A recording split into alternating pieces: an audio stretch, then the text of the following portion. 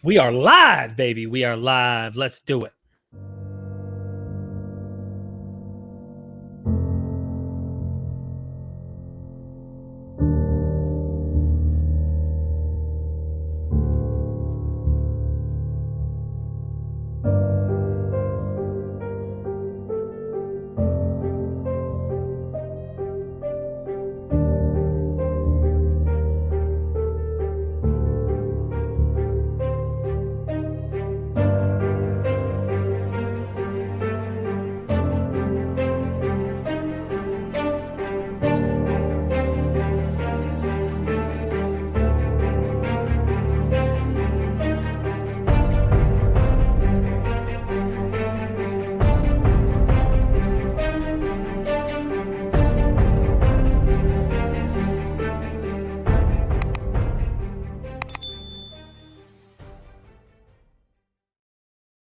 We are MythVision. Welcome back. We're hanging out today. I'm going to hang out, do a live for a little bit here. Don't know how long we are going to do this live, but I figure I would open up the doors. This is the New Jerusalem, and dogs are allowed in. In fact, if you're not a dog, you're probably not going to want to join in to this New Jerusalem discussion. And yeah, welcome. I hope everybody's having a good evening. I've been busting my hump. I did an amazing interview with Michael Cashapp, who was a student of Dennis R. McDonald earlier. Just mind-blowing. Neil from Gnostic Informants hanging out. He was the early bird, and early birds get the worm. He's got the YouTube channel, of course, Gnostic Informant. Everybody go subscribe. In fact, if you will, Neil, you should be a mod. You should be able to add your, just put your YouTube in the chat so everybody can go and check it out. Yeah. What's up, everybody? Let me recognize some people here real quick. Brad Kimball, early bird. What is up, man? Yes, you got myth money. $1,000 myth money. Moon shoes, $500 in the hizzy. And Nidimus, sup, man? What's up? You got 250 myth money. They are cashable. St. Peter at the gate. Either St. Peter's there, Buddha, or Muhammad. I can't remember who's guarding the gate at this moment, but one of these people are there. And yes, I know. Once in a while, Christian shows up. He takes the extra hours when they're, Yes. Uh-oh. I got an echo here. Jonathan, what's going on, man? Nothing much. I thought I'd come in and say hello real quick to everyone. Check out how you guys are doing. We're doing, man. Hey, do it. You know what I mean? We're just doing a thing, having fun, bro. We're hanging out. I opened up the doors. I told everyone is welcome. Obviously we'll hit capacity at some point, but this is the New Jerusalem that everybody's welcome in. So even though your tradition doesn't welcome me, I'm welcoming you. How's that sound? I'm teasing. The Anglican Church is pretty open and liberal these days, so you'd be surprised who we let in our doors. Oh, we got somebody else popping in. What's up, mysterious stranger? Just chilling and hanging out, I guess. Yeah. You got an audio there, mysterious? Very mysterious. So mysterious that you don't even know what they're saying. You just gotta try to think of telepathy. It's like this is mental telepathy you're going on right here. Maybe they're setting it up. Oh, okay. I don't know. Well, I'll put it backstage. Private chat. The private chat. Let me know when you're ready. Mr. Monster, what's up? I'm now a proud card-carrying member of TST. Nice. Wow. Well, congratulations, my friend. I'm really proud of you, and I'm glad that you're doing that. Hold on. Here we go. Yeah, okay. Let's see. Mysterious, you got a mic? Did you hear me? Yes. What's up, man? Oh, I'm just curious. I stumbled through the algorithm and such. Nice. You found us. Well, welcome, man. Welcome. Real quick, Ted Francis.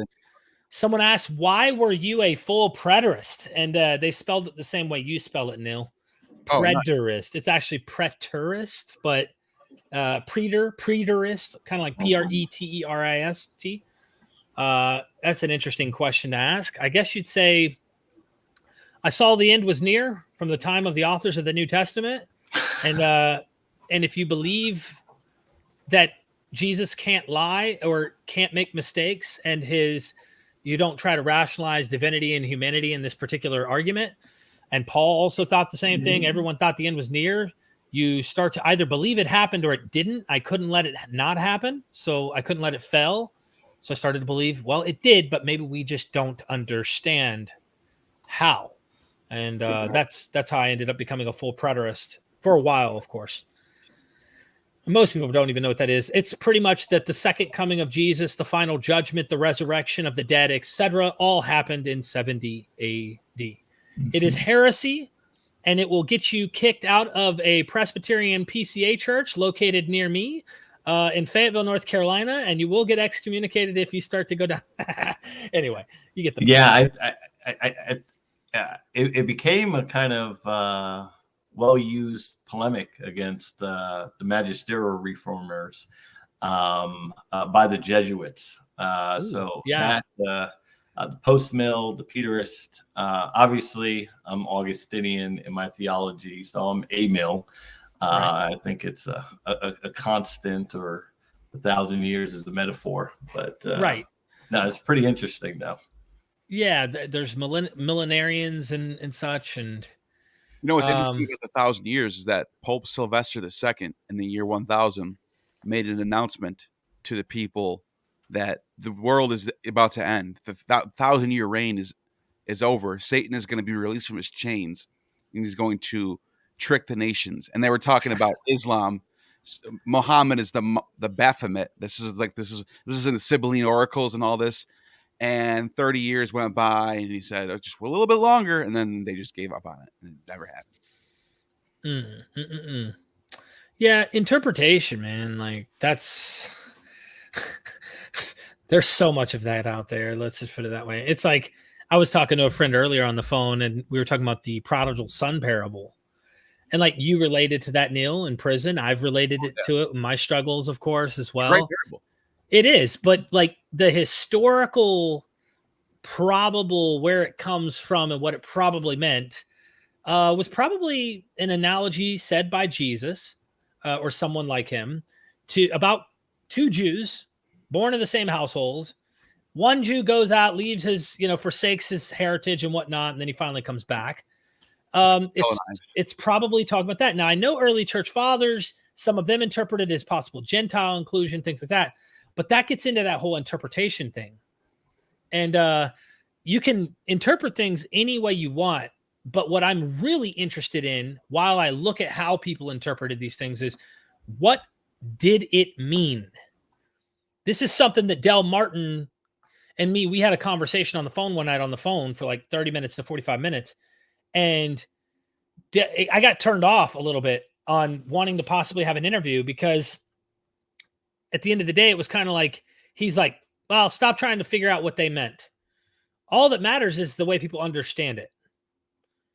And I'm like, while I can't read Paul's mind, sure, or while I can't read the author's minds, I want to know what it meant when it was written, because I realize every generation that passes, a new meaning, they apply it to their own context. And this happens throughout every single generation.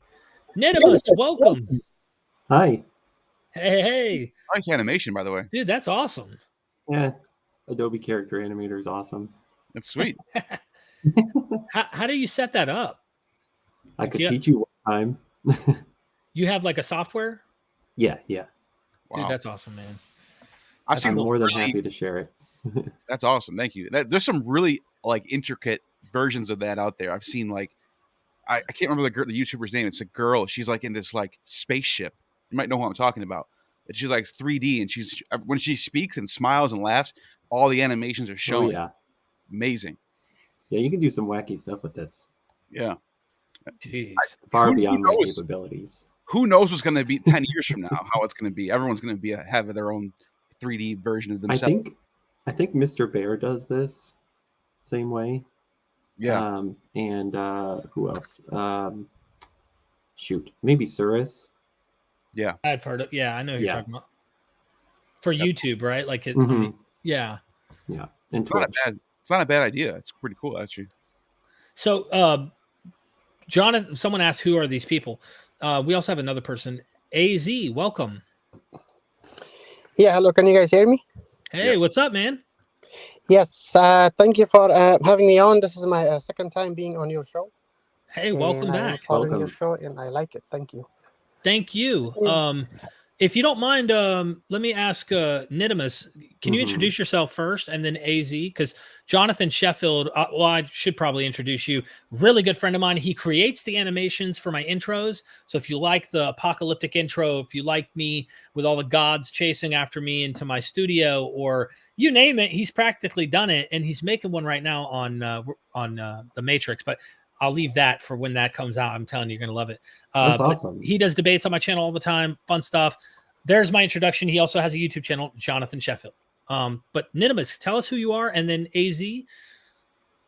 Yeah, so I'm a deconvert from Christianity that discovered Pine Creek, and the YouTube algorithm has fed me plenty of MythVision.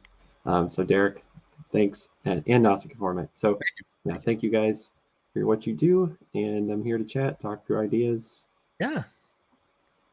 AZ? Yeah. Hello. Yes, I'm also a viewer, and I watch your show all the time. And I'm here to just simply ask a question. Sure, ask whatever. Okay, and I'm sorry, I just got on. I missed the beginning of the show. I assume that your guests are Christians, right? My who? The guests, your guests right now, they are. I Christians? have one of them. Jonathan Sheffield's a Christian. Okay, so I would like to ask him a question if he doesn't mind. We can't hear you, Jonathan. I think you're muted. Oh, I apologize. Yes. Go ahead. Obviously, I'll answer to the best of my ability. All right, thank you. Well, my question is regarding Jesus, as we understand in Christianity, he's considered to be a human being in God at the same time. So I would like to know, hypothetically, for example, if Jesus, peace be upon him, appears in front of you right now at this moment, how would you know if he is in his God mood or if he is in his human being mood? And how could you know that logically and rationally, not just what you think? Well, I never had that that experience happen to me. Obviously, when we look at the experience, so for me that would be difficult. An entity appears. Obviously, if God appears before you, I think you would know. But how would you know if he's Jesus in his human form or in his God form? How could you see and verify that logically, not just by emotions, or maybe your wrong human perceptions? Sorry. So some of the guidance in the Scripture, that's provided is test the spirits, for they're all not of God. When we're dealing with the spiritual entities, you would test it by his word. So what am I being told or what is being said that I can actually verify? Is this coming from Jesus himself, or is this some other entity? So how about if somebody was never introduced to this name Jesus? How would he know if he was in front of Jesus? How would that person know that he was either facing God or a human being? No, it's a good question. Now, me personally, I've never had that type of experience. Obviously, there's experiences that we can judge by, but for my first, for me, I would have to be there.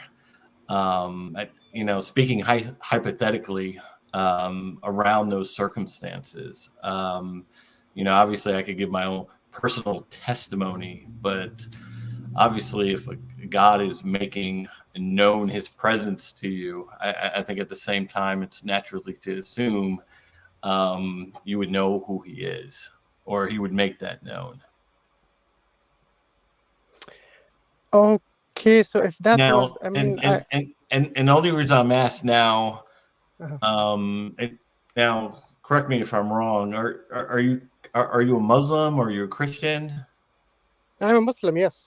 Yeah, and so let's talk about that because I think that's a good question. Now, obviously, Muhammad in the cave had an experience, and with the angel Gabriel.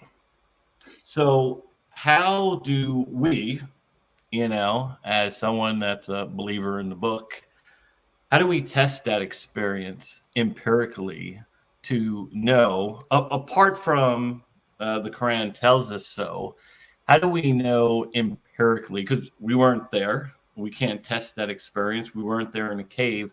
How do we test that experience, even though Muhammad tells us this is what happened? But how can we verify that empirically to ensure the information he was getting was from the angel Gabriel and not somebody else, apart from his own personal experience? How do we verify that personal experience? And as it relates to your question to me, I think this is a good opportunity for those outside of the Muslim faith. How do we test that experience of his in the cave to verify the veracity of that experience? That would be different from Buddha under the Bo Tree, or even Joseph Smith's experience with the angel Moroni, because it was obviously 3 different experiences by 3 different spiritual entities: Buddha under the Bo Tree, Joseph Smith with Moroni, and then Muhammad in the cave with the angel. How do we test any of those experiences? And AZ, as you answer that, I just want to recognize the super chat. Yakubi, thank you so much for the super chat. It just says, how do you know that it's not Allah or Satan? Or, it's just an interesting question. Perfect timing too. Oh, and we can't forget Paul on the road to Damascus. Yep. Yeah, no, and that's correct. And it's a fair, obviously, the only thing I would assert is Christianity has a much more objective framework as we appeal to the resurrection or the events in Jerusalem. But how do we test that experience in the cave, under the tree, or with the golden plate? So for you specifically, how do we test the experience of Muhammad in the cave?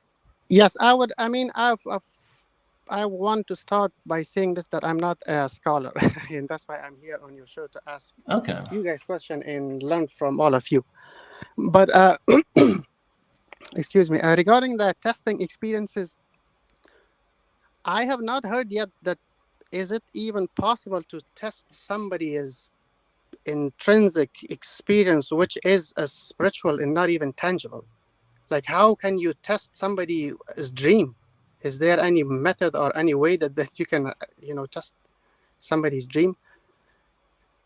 Now, regarding the Muhammad, peace be upon him, for me, it is so simple. I trust whatever he said. I trust him. The people around him, when they were alive, trusted him. He became a prophet at the age of 43, I believe 43. He was known as Al-Amin, the trusted one. So when somebody is, so trustworthy for this many years, so I don't see any reason why not to believe that he did have an encounter with angel Gabriel. In what is the Quran? We have proof that this Quran is not has been changed.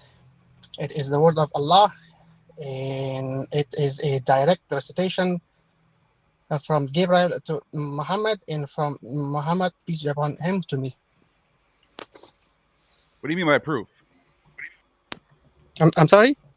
What do you mean by proof? You said we have proof that this was never changed, and you said you have proof that it's been handed down from God to Muhammad. Okay, yeah, the proof, I mean, I would say, as I told you, I'm not a scholar, so there's no way that I can prove it to you, in some kind of way, but I will tell you my own experience.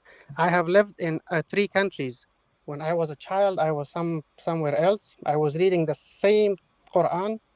Then I went to another country, and I was reading the same. When I went to my local mosque, the same Quran, like dot by dot. And now I live in America. And when I moved here, I went to my local mosque, and I'm seeing the same Quran, not even a dot changed. So I'm not sure. So for a layman like me, I think it's not been changed. And if you have any, and if you know of any Quran that's either a second Quran or it's been changed or the meaning is not the same. Well, AZ, real quick, if I please may, guide me. imagine that let's just say the Quran actually goes back to Muhammad. There's a lot of academics who think the Quran is the earliest witness to the Islamic faith. And I'm, interviewing, there's like Western scholars who are saying this goes pretty far back. They found the palimpsest that's got a lower text showing that not much has been changed in terms of the text. It's practically very similar to, what we see from Uthman onward. But let's just grant it. Let's just say, you know what? The Quran came from Muhammad. Muhammad actually pinned. Let's just say he wrote it down, or someone of a scribe wrote down the words of what Muhammad actually said. How do we know that what Muhammad said, even if we grant that the Quran is directly from Muhammad, how do we know that what Muhammad is saying is actually from God and not something that Muhammad had come up with? Because I think, personally, Muhammad was a very intelligent person. I think and this is me, this is where your tradition is going to differ from me, because I don't have tradition telling me what I think about Muhammad. I go with what I think is evident. I think if I grant the Quran came from Muhammad, I think Muhammad was a well-learned man who knew a lot of literature. I think he knew about the sleeping men in the cave. I think he knew about Dual Quran being the Alexander Romance. I think he knew a lot more than what I think the tradition tries to say, because the tradition wants to say he got this directly from an angel. He couldn't know this stuff. I disagree. I think You're that makes breaking more up so sense. bad, Derek. I cannot hear you at all. I'm sorry. What did I went on for a minute there? I heard everything you said. I think. Yeah, I know. But I think what Derek is alluding to comes down to the same question that we presented. How do we? You admitted at the beginning that we can't test that intrinsic. Yeah, I cannot hear you guys. It's really bad. It's either it might be. Yeah, it's you. I can hear everyone just fine. You were a little disconnected earlier, though, AZ. It's mine. Well, what I can do, I can leave and come back if it's too. Yeah, you're always welcome. Not hear you guys. Absolutely, always welcome. So, yeah, that's a good. Jerick, you brought up a good point, though. It's like, you can test it out today and say, look, I went to Yemen. They had the same Quran as they have in Iran. Wow, but what does that have to do with 400 years ago? That's why Stephen put in the chat. Stephen Sorensen, welcome to the channel, man. Thanks. He brought a good point. He said the NIV is the same in the U.S., Canada, and Mexico. Right. Really, any country you go to, if we're counting countries here. Right. And I think it's a lot more complex than this, especially when you start getting into the tradition. Muslims were really good about preserving the Quran. I'm not going to lie. Oh, yeah. You shouldn't. This is obvious. I mean, but where did they get this idea of preservation? Well, I think that they knew, let's put it this way. There's evidence in the Quran, I think, of the Talmud, that they know Talmudic Judaism, that the Jews were about preserving. The Masoretic text is so perfect lined up to what it is to the Codex, what is it called? The Codex Leningrad or whatever. If you compare the Masoretic text to the Codex Leningrad, exactly the same. You can count the letters and they line up perfectly. 27 letters in, same letter in the Codex Leningrad is the same letter in the Masoretic text. So what's the difference? I wonder if there was debates in the circles among Jews at the time, Jews, maybe even Christians, about preservation, because they were so about making sure that every jot and tittle, and it makes me wonder if that's something. And I know Josephus writes on obviously the writing or the entrusting of the records were given over to the priestly class, just as it was for the Egyptians and Chaldeans. So they had a system of governance to ensure that the writings were preserved, especially in times of wars where they were being dispersed. They actually had kind of policy or form of government to ensure that, in the same way that the Christians sort of had a system as well. And that's why we see really good preservation amongst the Jews. They have a long, good history of it.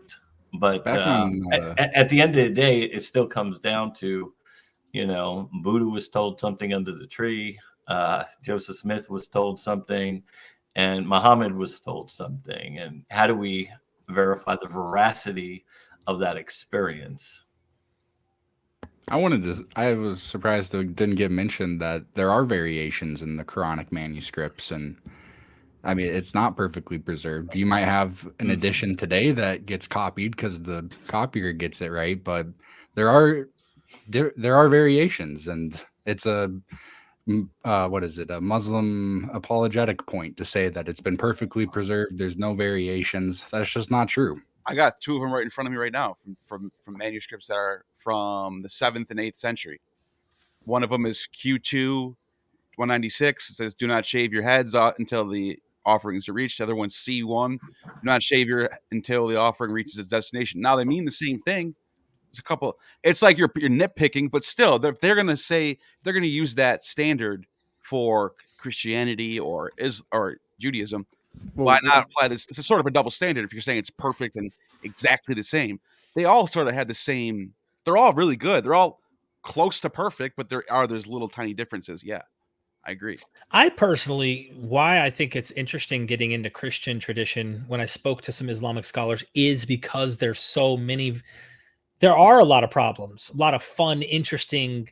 Whoa, where did that come from? Which scribe copied that? They had some weird ideas. I mean, early Christianity, like you said yesterday, Neil, on our live, was even sects were so different that it was even further distant from the Roman Catholic Church to Mormonism. I mean, you had certain sects of Gnostic Christians who thought that there were multiple deities, and I don't mean it like Christians will think of the Trinity and things. There are some very strange groups that are out there, and then there's some that said Jesus was just a man.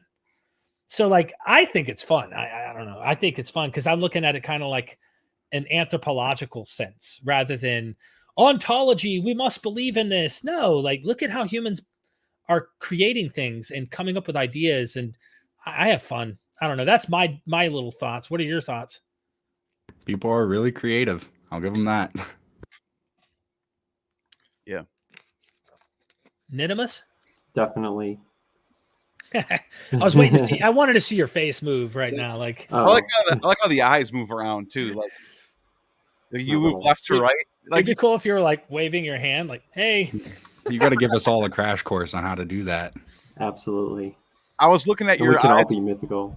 Yeah, I was looking at your eyes when the one person was talking and he said something that looked like it confused you, and you were like, perfect reaction. It was awesome. It does pretty good. Yeah.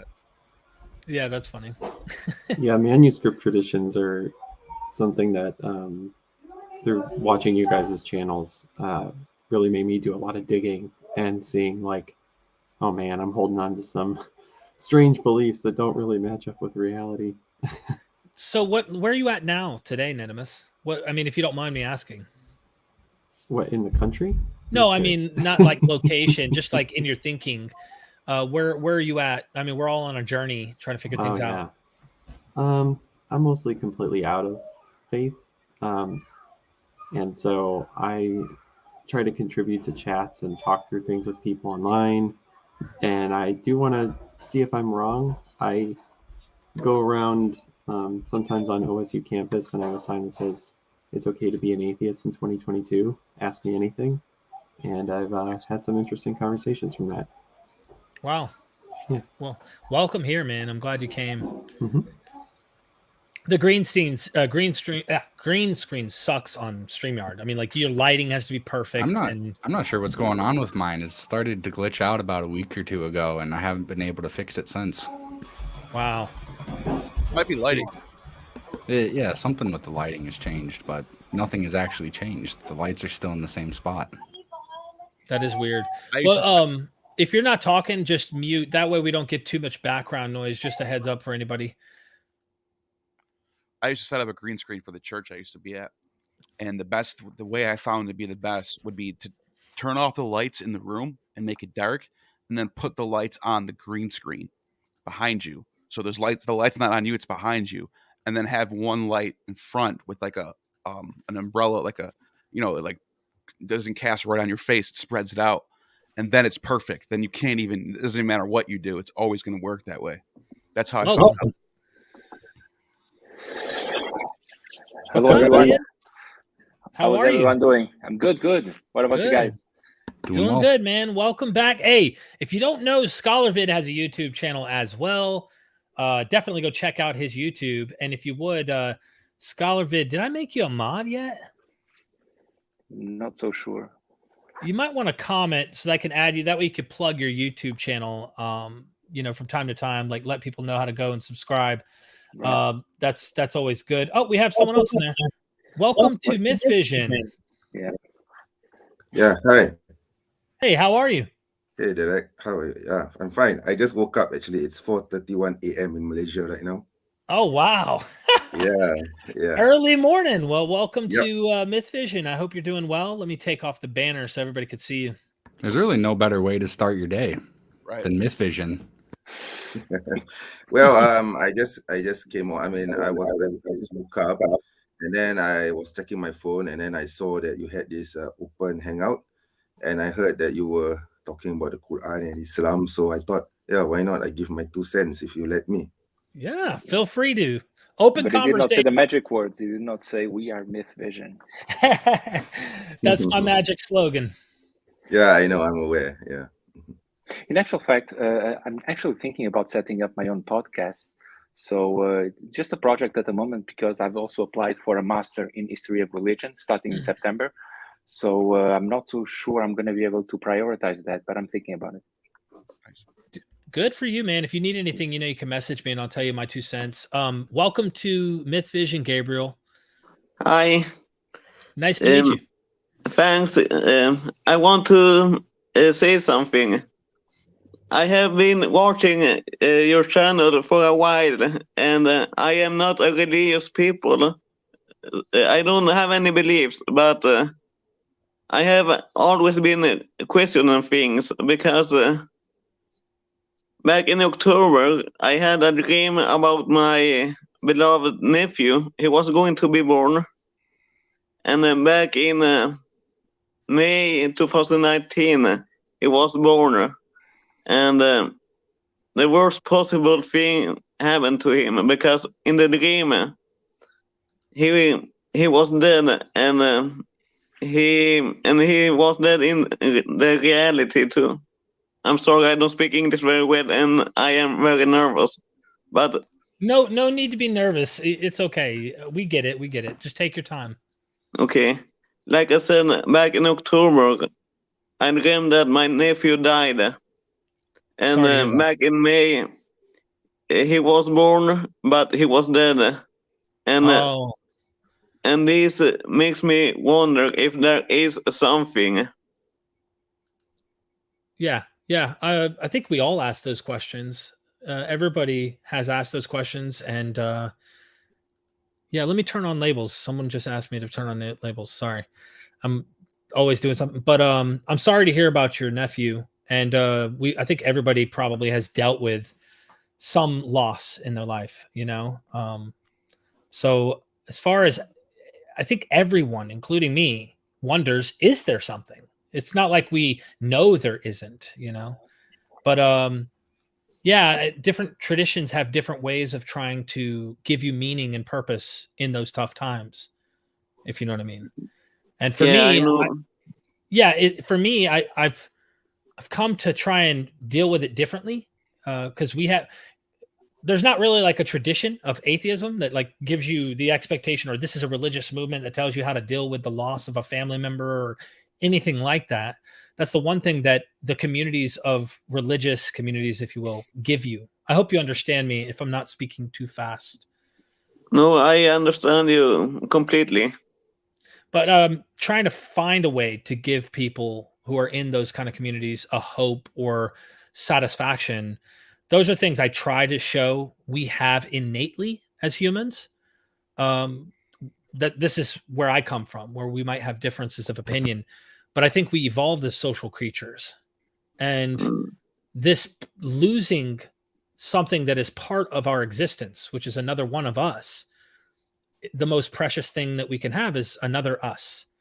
And it's very tough to deal with that, but I kind of dealt with that, an experience. This is horrible because I've had family that's died as well, but I'm trying to give you an analogy, an experience when I left the faith where I felt kind of a process of mourning.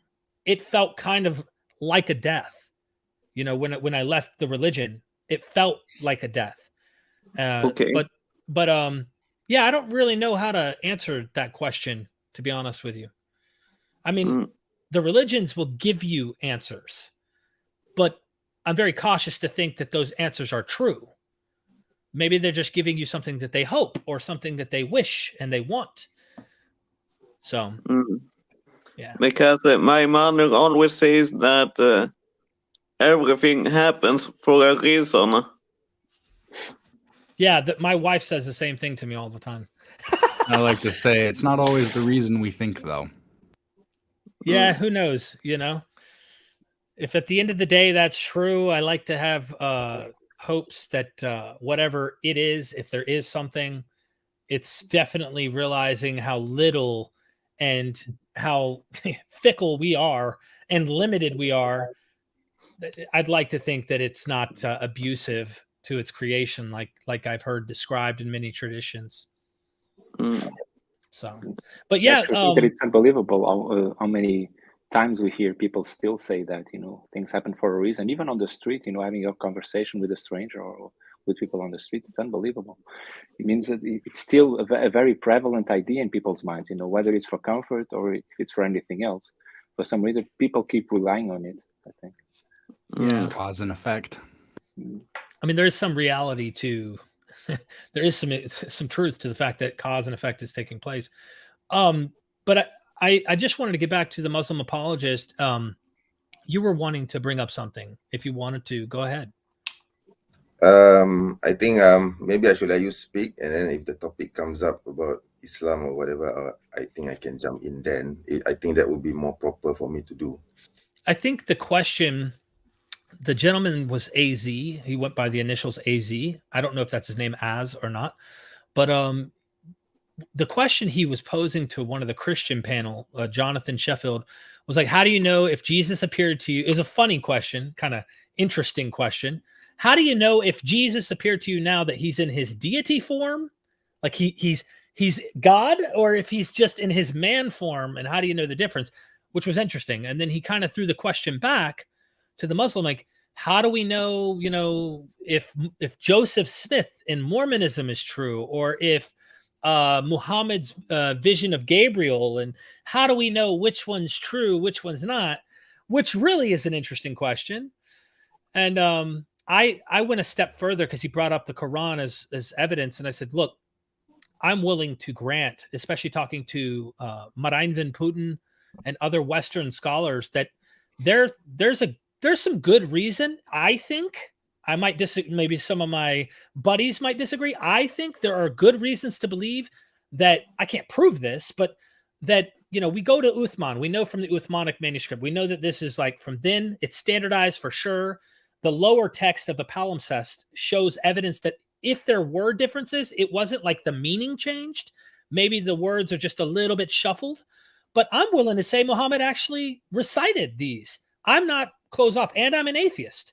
The thing is the question then becomes, let's say that's true.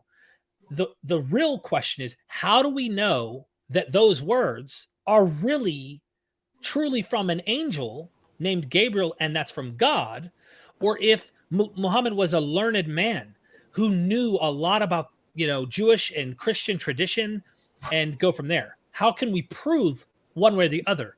I know the the Muslim tradition has an explanation, but that tradition does come later. The Quran is early, but a lot of that tradition is actually later.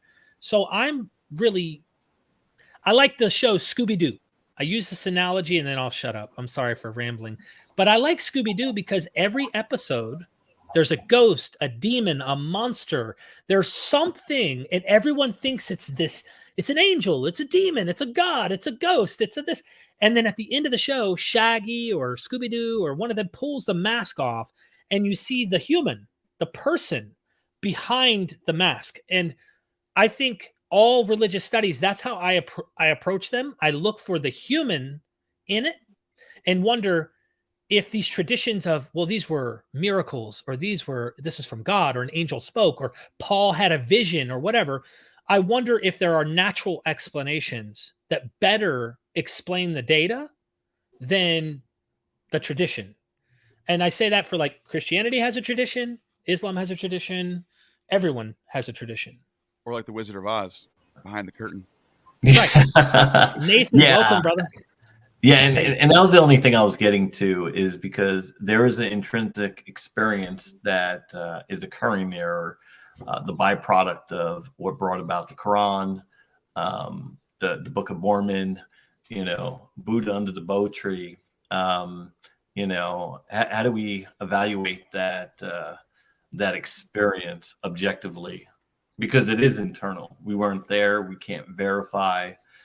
So you have the Book of Mormon, which is a byproduct of that experience between Joseph Smith and the angel Moroni. So we look at three different intrinsic experiences, and we can say the same about Paul. But how do we validate that any more than we can do for Buddha or Joseph Smith? Yeah, let's mute your mic, please, if you're not talking. Yeah, thank you. I like the Scooby-Doo reference. I grew up on Scooby-Doo. It was one of my favorite cartoon shows during my earlier years. So anyway, regarding the Quran and the Bible per se, well, the thing is, I had this interview on my channel with Dr. Dale B. Martin, a New Testament scholar. And soon, next month, I'm going to upload a video regarding the Quran, the Quranic studies with, I had an interview with Dr. Joseph B. Lambert, okay? Quranic studies scholar. So what Dr. Dale Martin told me regarding the textual integrity of the New Testament, and what Dr. Joseph Lambert told me about the preservation of the Quran, or the textual history of the Quran, are two different things, okay? And very interesting conversation I had with them. So going back to the issue, how do we know that the Quran is different from this? Okay. You see, the Quran claims to several points, which appeals to its miraculous nature. All right. One thing Dr. Dale Martin told me, and even Dr. Joseph Lambert told me, which I find similar in both of the statements, is that you cannot use historical. You cannot use historical tools or scientific tools to judge revelation or to judge faith. Okay, faith has a different tool, history has a different tool, physics has a different tool, right? You can't use the laws of physics to judge history. You can use the laws or historical methods to judge for faith or to judge revelation. So if you want to ask me, how do I prove that an angel met Muhammad sallallahu alaihi wasallam in a cave in Mecca 104,000 years ago? Sorry, 1,400 years ago. The answer is I can't do it through historical methods because it's unreasonable. Okay. Thank you for clarifying that. I want to say that up front. Yes. Thank you. Yes, it's unscientific and unreasonable. I mean, without me relying on my own sources, right? It's totally impossible because there are two different sciences, there are two different tools. You can do that. That being said, of course, I as a Muslim, if I were wearing the Muslim hat, of course I would say that the Quran is a revelation from God because of several things, like in the Quran, which says, for example, the Quran appeals to its miraculous style of language in the Arabic language. It's rhetoric. It's what we know as balaga. Okay, I think you have this interview with Dr. Van Putten, right? I think I'm pretty sure he will have touched on this maybe. I know who Dr. Martin is, Martin Van Putten. He's a very good scholar. Yeah, so the Quran appeals to language, okay, appeals to the miraculous nature. It challenges the pagan Quraysh in Mecca at the time, who were masters in Arabic, to create a surah like it. Why did the Quran do that? Why did the Quran challenge the pagan Arabs to do that? Because it knew that the pagan Arabs were masters of the language, and it wants to prove or appeal to its mastery, to its own mastery of the language, its own rhetoric, its own. Of course, I have came across some atheists who argue with me on this point. He said, basically, he said, why can't he just pick up a copy of Harry Potter and say that Harry Potter is a much more miraculous book than the Quran?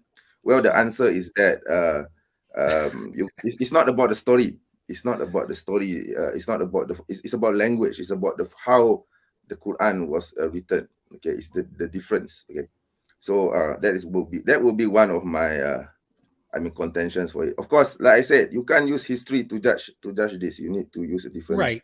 And this, you bring up an interesting point. I'd like to have others comment. Nathan's in the room. You always have great questions and points to bring out, Nathan.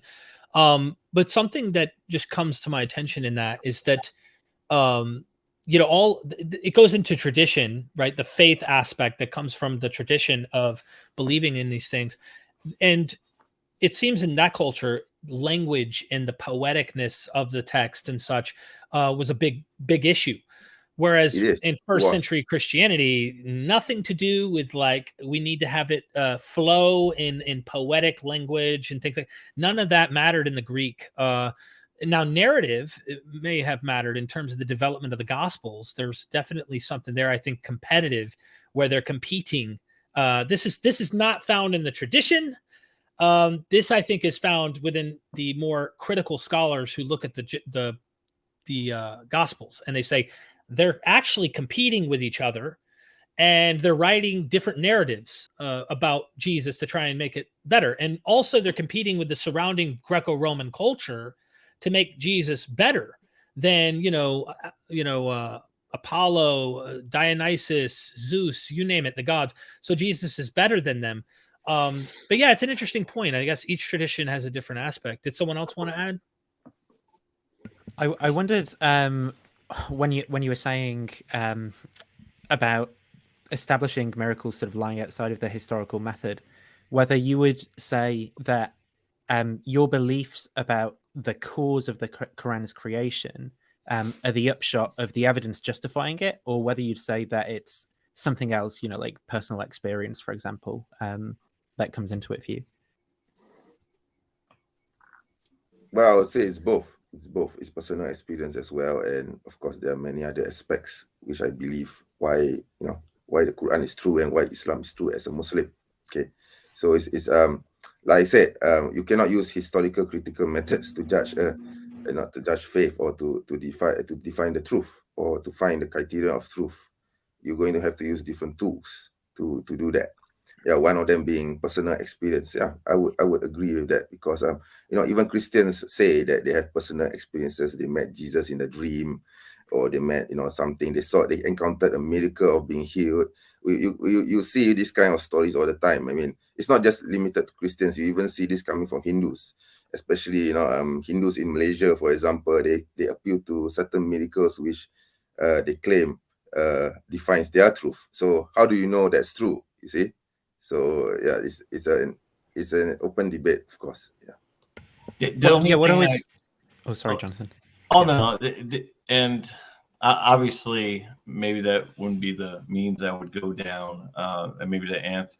I think there is a reality, or throughout world civilizations, that personal experience does play. There is an experience that the people of many ancient civilizations experienced. I think there would be some commonality there, even outside Christianity. Judaism, obviously, they believe, a God talked to them, as well as other ancient civilizations. And that they did have these personal experiences, whether it's from the Egyptians, the Babylonians.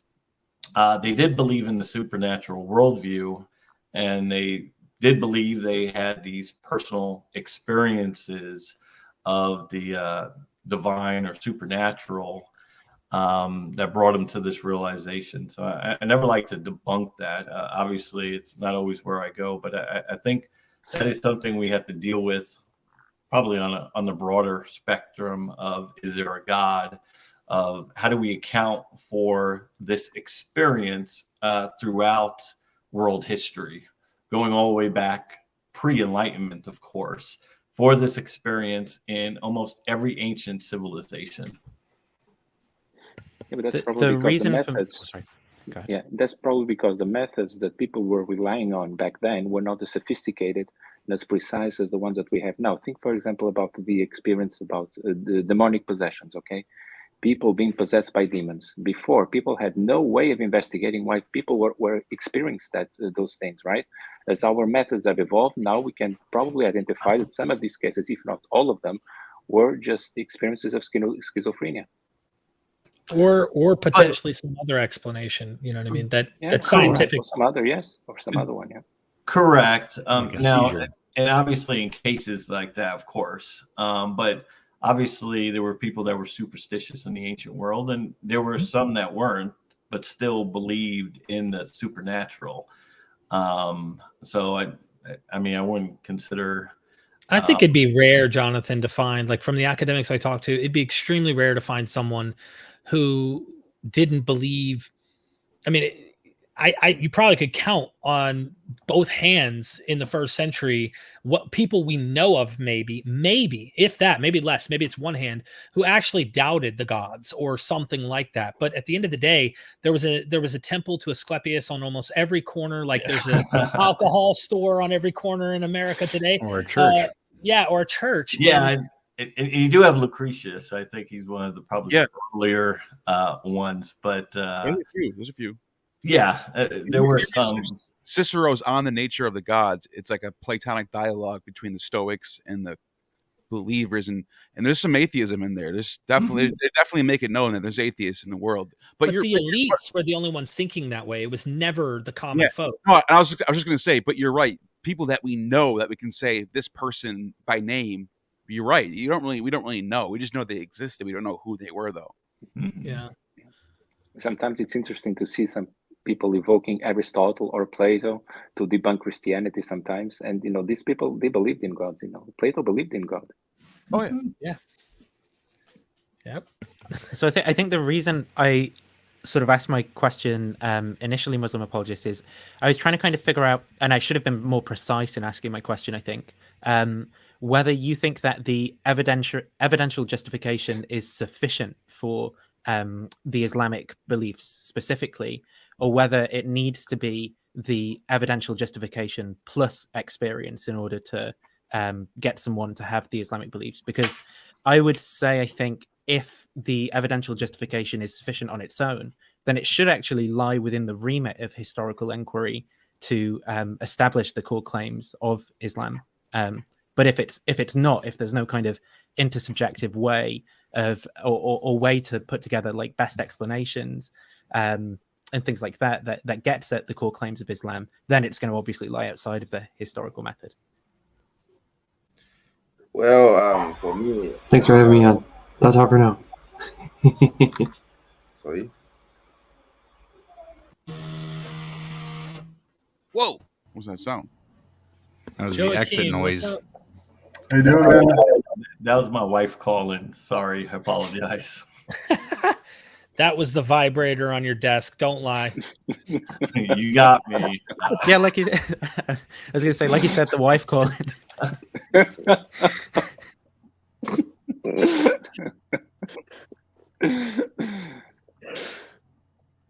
Hey, it's cool to be able to talk to you, Derek, because I kind of wanted to talk to you for a little bit just to tell you that, like, my reasons for not believing in Christianity and sort of like my story are, I think, very similar to yours. Like, I don't know if you've ever met someone like that, but just reading the Bible, I figured out partial preterism, then I sort of like, I went, okay, well, if Matthew 24 is talking about the first century, then probably Matthew 25 is too. So like when, like anytime he's talking about like threshing, and separating the chaff from the wheat, well, that's all probably talking about the first century. And then when it's talking about hell, it's like, this is like the stuff that Jesus talks about all the time. Like all these prophecies, all this talk about hell. He's talking about the first century, like destruction, the first century, like the Romans coming to destroy Jerusalem. And then I started to go like, well, what happened to all the Jews who believed in Jesus? And I started reading the church fathers, like everything I could find about the early Jewish Christians, like the Ebionites and the Nazarenes. And I went like, oh my gosh, the Ebionites, like poor ones of Jerusalem. This is probably like related to the Ebionites in the New Testament, like the poor ones of Jerusalem. And then I went, oh my God, like that means that there was probably, like I read about like Paul and Acts, like going to Jerusalem and like coming into conflict with the Jews there who believed in Jesus. And I went, oh my gosh, like this, we're talking about two distinct like belief systems and this sort of like philosophical battle. And I thought I was a genius. I was like, oh my God, like I figured out like, and then I learned like about FC Bauer, and I was like, oh my God, somebody figured this out like 200 something years before I did. And now like a lot of New Testament scholars think this. And like I realized Christians, they don't understand like some of the most basic stuff that Jesus is talking about in the New Testament. And it's incredible. Like, can you imagine like,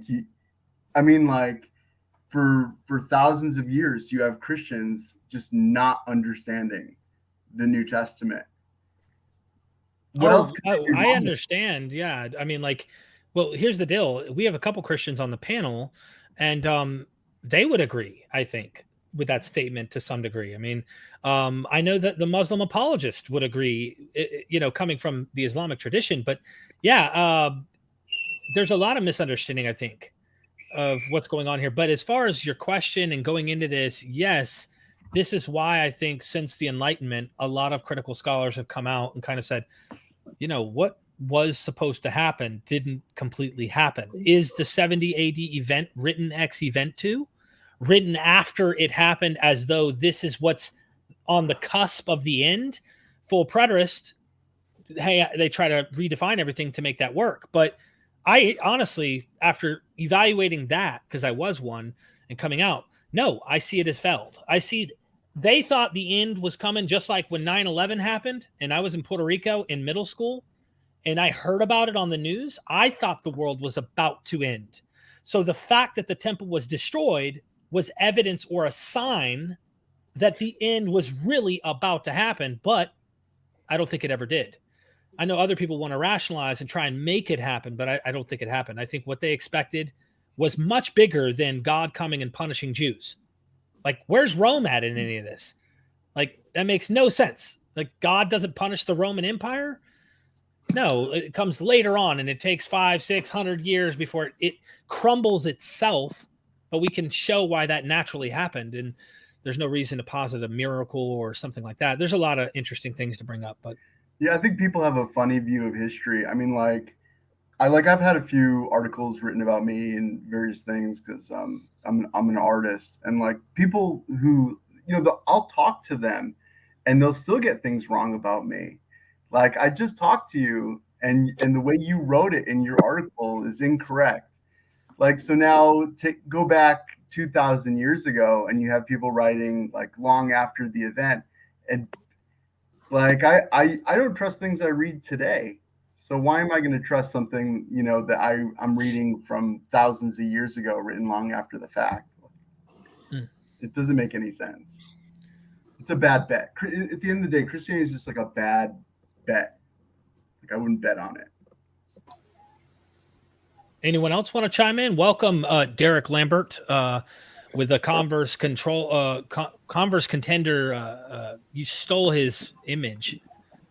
Yeah, my name's Derek. I hate God, and I'm always trying to find anybody that can battle Christianity on my channel. So I'm just kidding. Right. I thought a caricature would be nice to open with, but Yeah, of course. But yeah, well, I initially popped on when it was the Mormon and Muslim thing, because I was, I noticed something that was interesting was, they both have the background of their scriptures as the Bible as a previous revelation. And I didn't know if you had a Mormon on the panel, but I was wondering, like, how do they make sense of having the Bible as a previous revelation and then not accepting it, especially when, you don't think that God minces words or whatever, right? Like, I think the Quran says that Allah's word can be corrupted, and then Mormons still accept the Bible, so they obviously. They say it's true as far as it's correctly translated. So, in other words, there are errors in the translation. It's all true, but where there are discrepancies, it's just because there are translation issues. There was a Joseph Smith translation, though, but I don't know. It's interestingly similar to the Islamic story, right?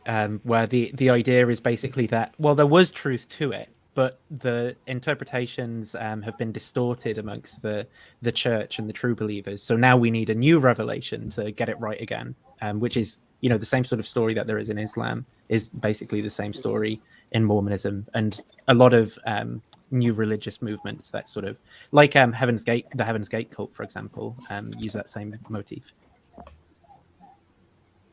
Yeah, well, I was wondering, Derek, it was interesting to hear you say, like, when I accept that Muhammad, existed and that he probably wrote this and these type of things, but like, you remember when you had Robert Price on, and I asked him, in light of Robert Spencer's book, Did Muhammad Exist? Do you think that Muhammad was just as fictional as you think Christ is, or more so, or whatever?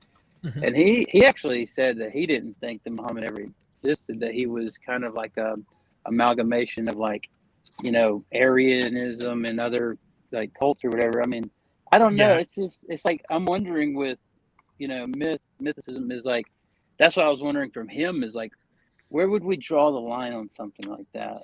In ancient history, because, like, obviously something newer like Joseph Smith, we might have, more modern records, but I would just right here now with what I know, I would disagree with him on that. We disagree all the time. I think he's a brilliant guy, but I disagree with him. I have my reasons for thinking there was a guy named Muhammad, and he may have gone by other names too. There's a few hadith that mention him by a different name, but in particular, the praised one fits the title of his actual name. And I think there was a guy. I disagree with Bob on some things. Bob Price also has different positions about Pauline epistles, and I'm not saying he doesn't have reasons. I don't have that much skepticism. I think that's the difficulty, because if you get so far into skepticism, there's no foundation. Even Bob said the reason why everyone accepts the 7 authentic Pauline epistles as actual Paul letters, because if they don't, then you can't build up. How can you build up a systematic approach to the Bible? Paul's our earliest in the Gospels. You have no system. You have no foundation. It's all in the air. And he just goes on and on. But I just want to let both Caleb Jackson in the back and another person, we are full right this second. So just stick around. If someone wants to, if they decide they wanted to leave, we'll pop. Yeah, I'm going to have to pop off here in just like 1-2 minutes because I got to pick up my son. But yeah, I see what you're saying there, and I think I agree with you that it's more probable that he did exist. And then I guess the last about I know you've read a little bit of Heiser, but when on what you were just talking about the kingdom coming and preterism and all this, what do you think about a Heiser type view where Christ? So he doesn't mention this, but I mean, just think about it through this lens, is that when Christ, says, like, my kingdom's not of this world. If it was, then my, followers would have brought swords, to fight for me or whatever. And if you think about the Heiser view of like sending out the, the Great Commission to go to the nations, and then I talked to Price about this, because I'm like, well, think about this. You show all these parallels, right? The mythicist does. What do you think about if Deuteronomy 32 was saying, yeah, all these nations have kind of corrupted the message a little bit, so that it's very similar, but that the Messiah was supposed to come to, like, I guess, be that figure that all the nations can look to and forget their, their conceptions or whatever. What do you think about that model of like establishing the kingdom that's what he might say is not of this world or something like that, right? But it's more of like a instituted church, like, Yeah, I mean, you can find what you want if you want to look hard enough to make that the case, because the church does end up becoming what you just described. It's more about the earliest form of this and its development. A lot of the critical scholars will look at the New Testament and they see a development. The word that they'll use is cognitive dissonance. And they'll say, well, when it didn't happen like they thought it would, then it had to become something else. Just like I believed that Jesus said he was coming back. He said that the second coming was going to happen soon. And so I just added you, Caleb, so you can stop cussing me out behind the screen, man. I saw you doing that, bro. You know what I mean? I mean, I heard you through. I have a seventh sense, but no, just to point out, I think Caleb knows what I'm talking about too with Del Allison. But there's an evolution taking place in the New Testament, and I think that whatever ended up became what they're expecting. But some of them are still waiting, even in the 2nd century, 3rd century. They're still waiting for whatever it was to come, as if it hasn't happened. They're still doing that in the 6th and 7th century. In fact, when the birth of Islam comes on the scene, you see apocalypticism rise within Christendom. Like, there's all sorts of like the end is about to happen. And I mean, it's just been going on since then. There is some validity to the idea that the community, the bride and whatnot, the church itself becomes that. But I think that's missing a lot of data that's showing the earlier what didn't happen. And that's what I think is going on. I think it's more of, if Heiser takes that position completely on the whole New Testament to try and make sense of what's going on, I think he's harmonizing problems to try and fix a problem that is there. And Del C. Allison Jr., unlike Heiser, isn't ashamed of it. He can't explain his own experience. He believes from his experience ultimately, but he says, yeah, it failed. What was expecting happened to fail. And it was horizontal. So they expected something to happen in history. When it didn't happen, it became vertical. And it became, heaven. So everything's leaving Earth. We're going to make things heaven-based rather than Earth-based. I think I'll go with a lot of what I hear from, I'm not saying I'm not going to listen to Heiser. Heiser's bringing valid points. The kingdom comes down to earth, etc. But I just don't think that answers the whole picture, if that makes sense. You might be interested in a guy named... I was going to say, you might be interested in a guy named Menachem Mendel Schneerson. He's the Rebbe, which is like the head rabbi of the Lubavitcher movement, who passed away.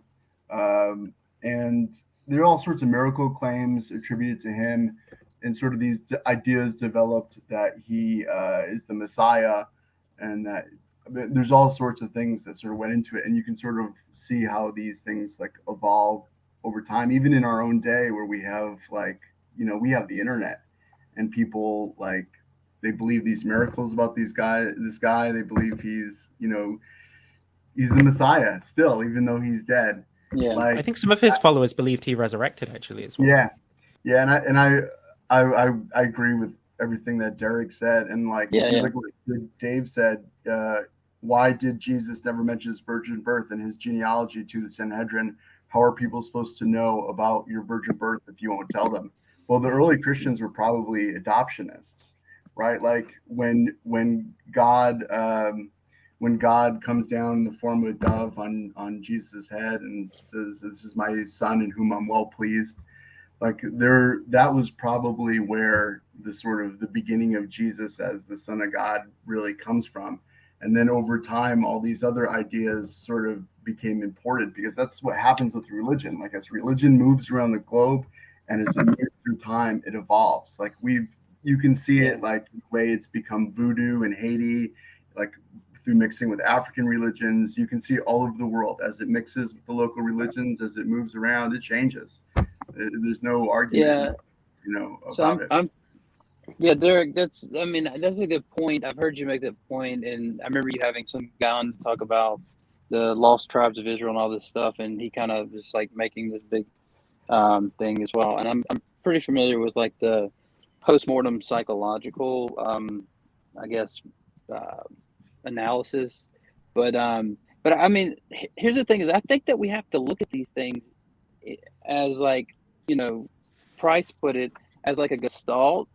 I always say that because I feel like a lot of times when we look at different models, we think like, oh, here's another way to try and justify or try and fix, whatever. But like, but it's like, it's the same thing with like quantum physics and stuff like that. There's like 10 different interpretations. So, one might take one interpretation and then the other's like, oh, he's trying to fix his model or whatever. But at the same time, we have to look at it like that. Like if you accept the whole view, is this coherent or not, right? And then we can move to the meta, like, are you just psychologizing it, or so forth. You agree with that whole thing about it's the same thing that Robert Price and Bart Ehrman talked about, where there's just like this paradigm shift between the mythicists and the historicists, where it's like you have to actually shift the whole view. You can't just change a couple little things, right? Do you agree with that whole thing? I think that definitely when it comes to that, for sure, mythicists and historicists take different methodologies and they're trusting in the text in different ways. Like, what do they? Sorry, what do they? I'll listen off there. Thanks. Okay, brother. I would say the first thing I would do, and I'm gonna add some more people here in just a second, but I want to get these super chats too. I just want to comment and say this. If we find reasons to find that the voices are different in the New Testament, I think anyone approaching any other literature, you wouldn't approach this in trying to, what's the proper word I would use? You wouldn't approach this trying to fix the problem in your thinking. You would grant, maybe Paul taught some different stuff than some of the other people. Maybe they don't agree. And if you can accept there's different voices, they have different ideas. Because, well, Christians today, in fact, in the same church, have different voices with different ideas in the same church. And there are different churches in the first century with different names, different people talking. If that's going on, I would be very cautious to think they think the same exact things. And another thing, Second Peter. Did Peter really write Peter? When First Peter doesn't even look like the same handwriting as Second Peter, and Second Peter doesn't. There's is really Mark really the penman for Peter? I mean, there's a lot of Christian apologists that are arguing, yes, Mark is actually the scribe for Peter. But anyway, Second Peter, even Eusebius thought was a forgery. But it literally seems to be dealing with this very issue of why the end didn't happen and trying to tell the Christian to hold on, have hope. But if it was really just the establishment of the church, the kingdom would come, and that was the end of the old establishment, and here's the new one. Second Peter's anticipation of mockers and scoffers in the last day would make no sense. So he harps back to the first creation, trying to say, just like that one got destroyed by water, this one's all going to be destroyed by fire. I know how full preterists interpret this. I've got a whole bookshelf down here of nothing but there's 6 or 7 books. One of them's called The Elements Will Melt with Fervent Heat, and it goes in to justify how Second Peter's talking about the Jerusalem temple and all of this. No, it's definitely dealing with something bigger. Preterists are making everything local. Everything becomes small and local, and I think that's a problem. So love to have you come back, Converse, answering your question, but let's get some of these super chats if that's cool. I like to show people recognition for supporting the channel and stuff, and they ask questions. So Sid Dave, thank you for that super chat. Why did Jesus never mention his virgin birth and his genealogy to the Sanhedrin? How are people supposed to know about your virgin birth if you won't tell them? Any comments? Why did Jesus? There's some rumors swirling around that maybe his dad was a Roman soldier, and nobody wanted to talk about it. Yeah, but it's not a very plausible argument for him to invoke in the Sanhedrin, isn't it? What is he going to say? Why are you guys slapping me on the face? I was born out of a virgin. Makes no sense. Hey, look, Well, I've he got the didn't know whether virgin they card. I was going to say, he didn't know whether they had the Septuagint or the Hebrew Old Testament, so he couldn't say, what do the scriptures say about me? I was born of an Alma. I meant, what's the Greek word there? Parthenos, yeah. Wow. Oh, you were in character, sorry.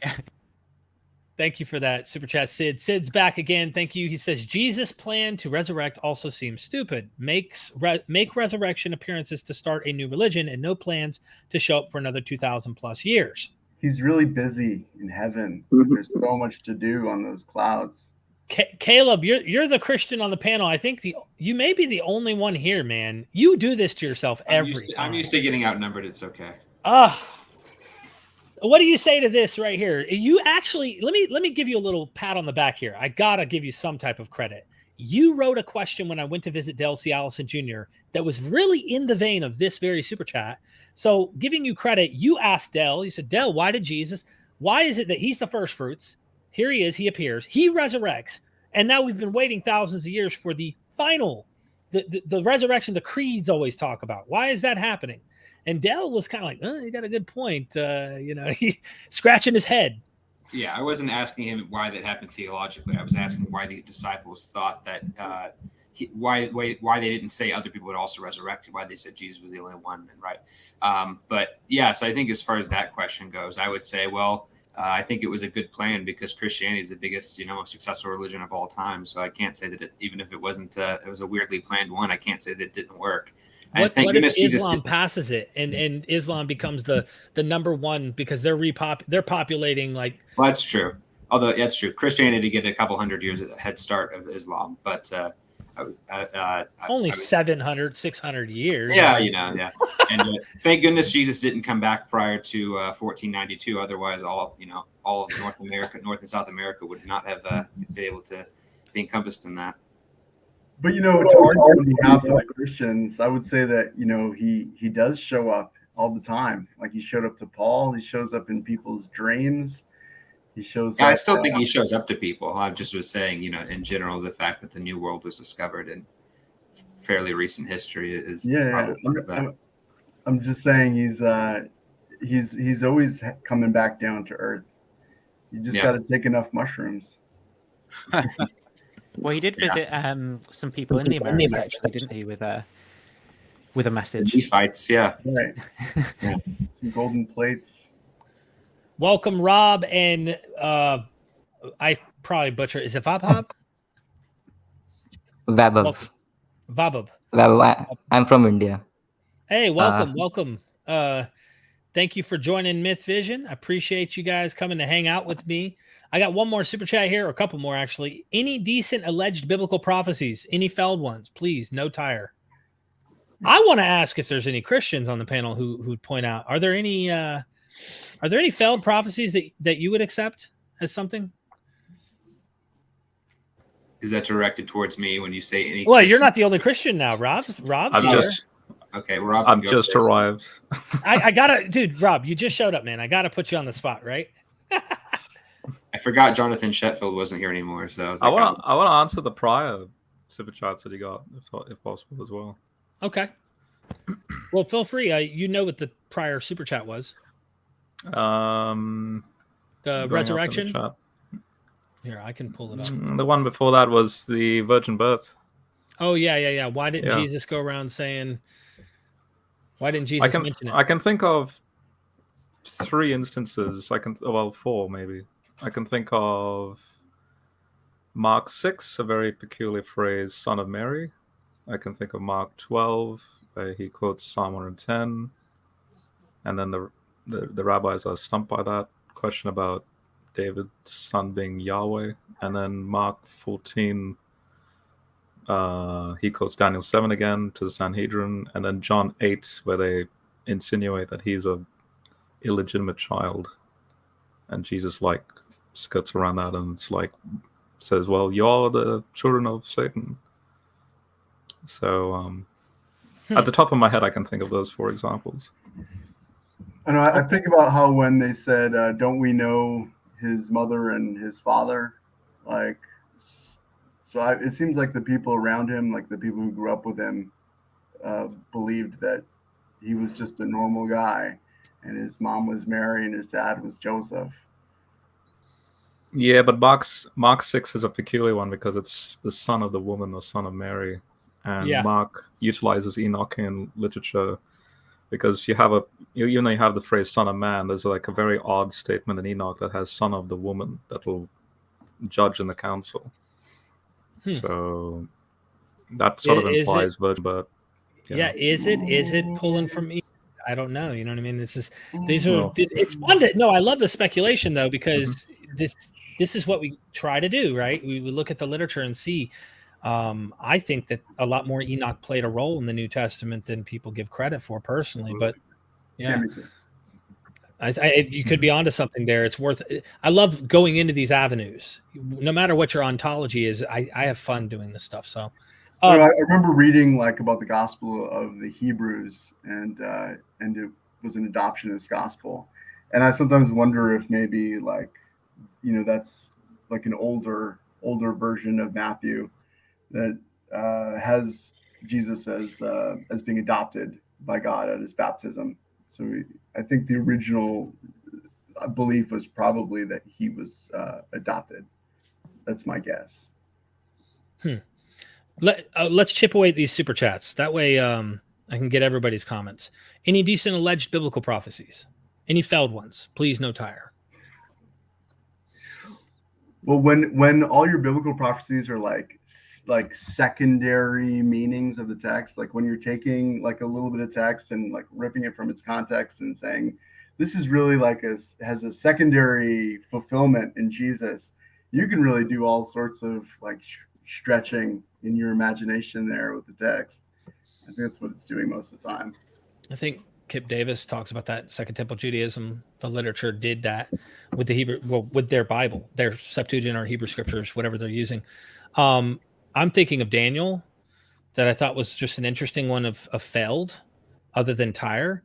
Do any of the Christians on the panel agree with that Daniel has like failed prophecies in it? The Antiochus, the fourth one. Yeah, like, or do you find a way to rationalize those issues? I don't know. I really need to. I used to way back in the day before I was into even this. I was reading a lot of Danelic scholarship, and I really need to get back into that because I'm kind of agnostic as to the date of Daniel, because I think there's arguments on both sides. But I think that's probably one of the best arguments against traditional authorship and dating, and I haven't looked enough into it. I remember Jonathan Michelacci. You know him. He did a blog post on that where he tried to look at the evidence either way, and he said that bothered him, and he went so far as to say that he was willing to say that passage might have been interpolated because he thought the evidence for everything else was so strong.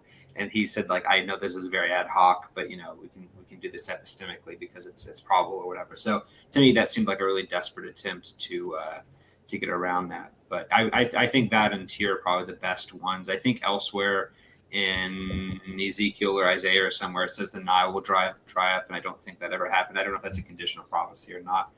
As far as like prophecies that would be good, besides maybe Daniel 9, because that's exegetically all over the place and probably about Ananias the first or whatever it was. I would say if Isaiah was traditionally authored and we didn't have Deuteronomy and Trito, I would say that Isaiah's reference to Cyrus by name, Cyrus, you will lead my people out. If he really did write that 150, 200 years before Cyrus was born, that would be pretty impressive. It's not very. There's also more than one Cyrus too. Right, know. Cyrus of Persia, though, as far as the references, the one he's doing that. This brings up both Persian. This is a good example, though, to bring up, like where I don't know. I saw a private video. You're going to see it over the next month or so in April. Michael Jones, we talk off air all the time now, and he wrote me and he said, hey, check out this video. You kind of show up in this with a couple of your scholars, and I'm trying to like be critical about, are Christians the only ones who are biased? Of course, he's trying to like level out the playing field because everybody is. I admit, in fact, I've done episodes where I was trying to tell some of the Muslims that I've had who engage in the comment section, like, look, I am biased. I'm looking for natural explanations. I'm very open about that. I try not to let that bias keep me from, going too far in my explanations. But, for example, resurrection. What's the most plausible, less ad hoc, straight to the point explanation? Christians will say that the resurrection happened based on the literature. Just read the literature. It's ad hoc to posit anything other than they believed it really happened because it did happen. So anything beyond that is like ad hoc. And I'm using that Isaiah analogy just to bring up one point that I think is valid. What's more plausible? What's the least ad hoc position here?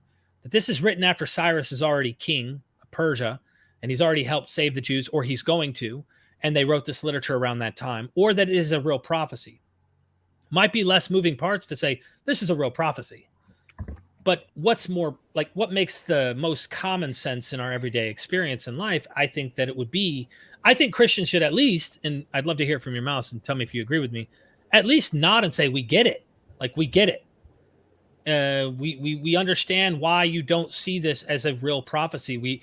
We think this probably is a prophecy because we have other things that drive us in that path of believing this literature and believing the tradition. But you can see why someone like me would say, hold on, it's talking about Cyrus, but Cyrus is not even born yet. And other literature in the world written by other people, we see, you know, they know of things before they happen, written most likely ex eventu. Wouldn't you agree? At least you could say to a skeptic, I get why you take those conclusions. Yeah, and I think that would be your null hypothesis unless you had really good evidence to the contrary. If we dig up a manuscript of Isaiah that predates the existence of Cyrus, well, that would be pretty good evidence. But I think the earliest one we have is in Qumran, and it's like the full scroll. Right. But yeah, no, I would agree with that sentiment in general. Although I did do a post in the in your MythVision Facebook group a few days ago about both of us having biases, and I said, you know what, I don't think that scholars should have to sign statements of faith, and I think that stumps inquiry. But I also don't agree with the Jesus Seminar saying that we're going to a priori reject. I saw it. And a lot of people are like, well, your first part was good, but we're not biased against miracles. How dare you say that? Miracles don't happen. We don't accept magic.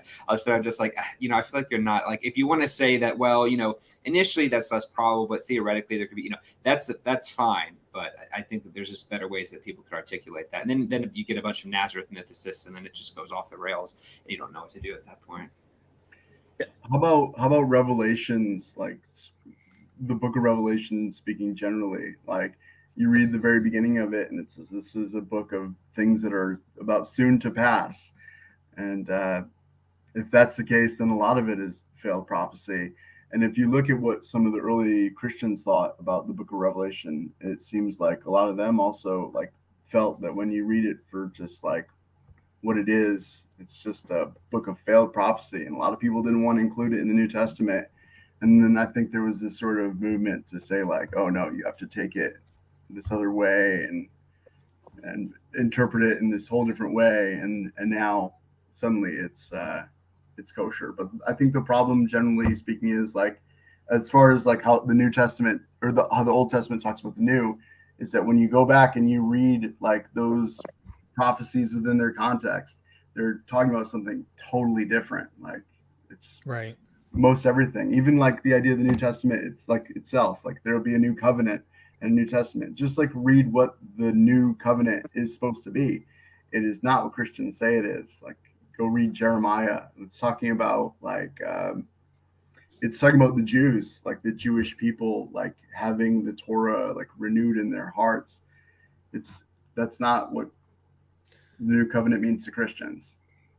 Well, this gets into a whole interpretation thing, but it is how they understood it. Like today, it gives them meaning in their personal time.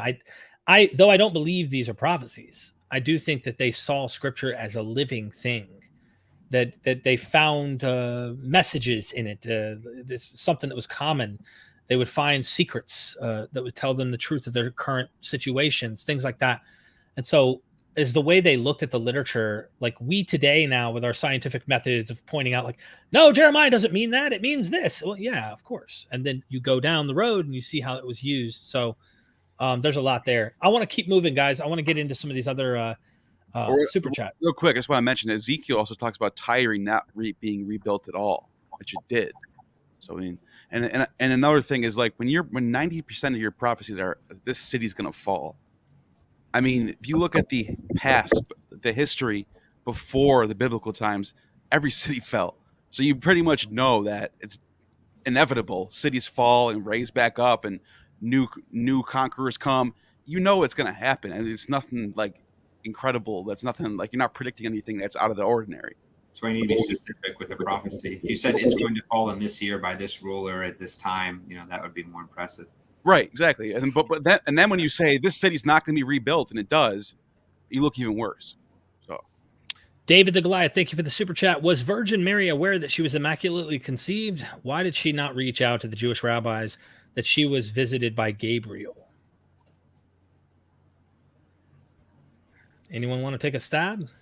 I can try. That's a good question. I think that it's interesting to see that. Well, first of all, I think that with the accusations and stuff, I don't think going and saying I was immaculately conceived, I'm pregnant, even though I didn't have sex with Joseph, I don't think they would take that very well. And, she could probably be stoned for that.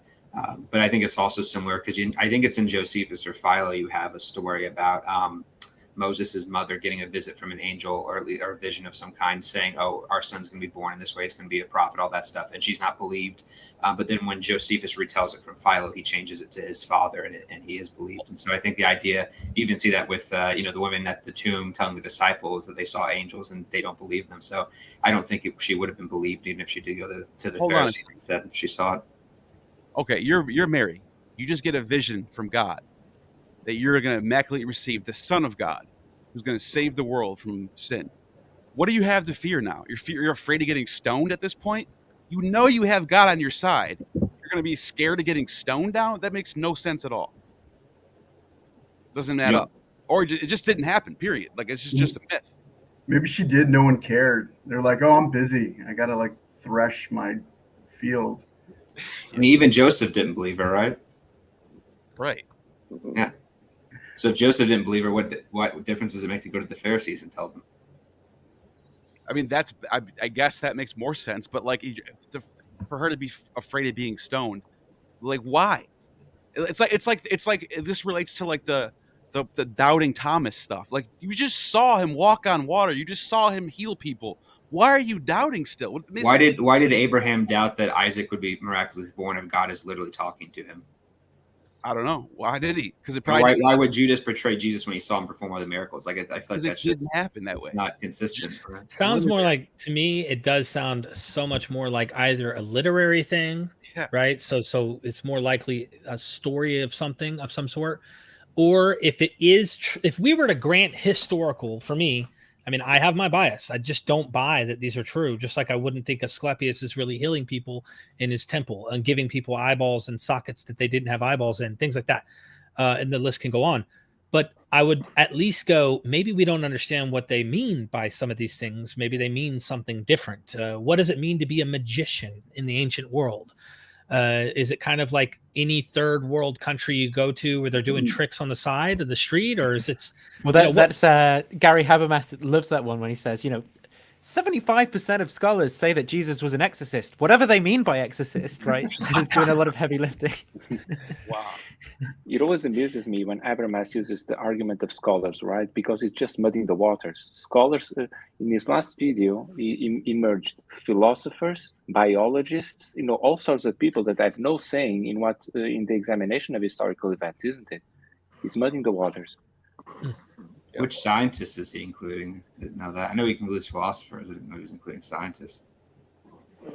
I figured he was talking about New Testaments, like in the New Testament field.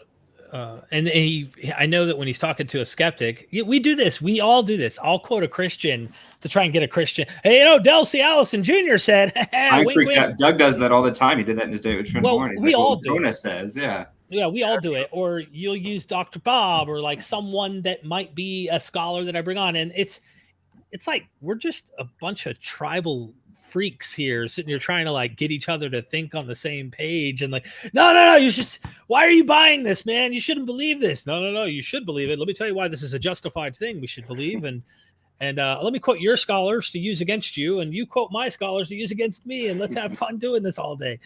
Anyway, next super chat. Are Habermas's surveys peer reviewed? Like, does someone check in with public, those people to see if?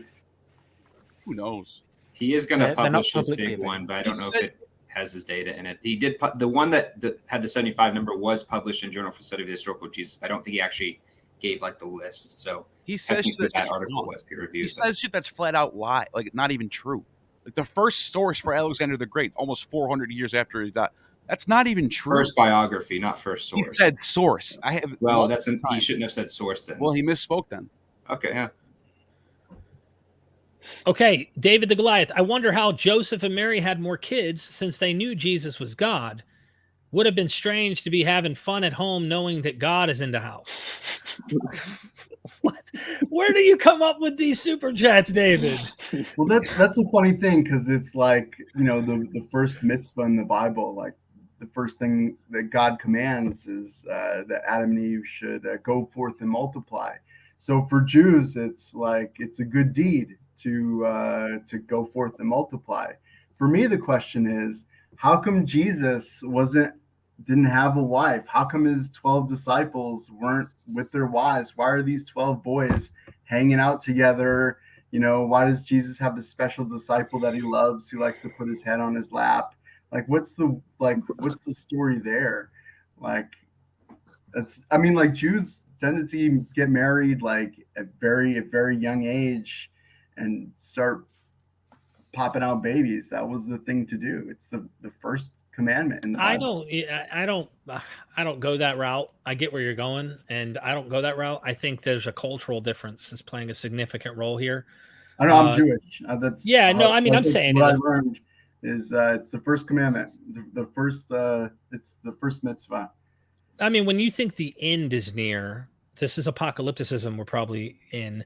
I don't think they're hurrying up to create families on earth when they're leaving this earth soon. I think they're expecting the end to happen. So it's kind of like maybe our expectations, even if you're Jewish and in Jewish custom today, like that's so alien compared to Second Temple Judaism.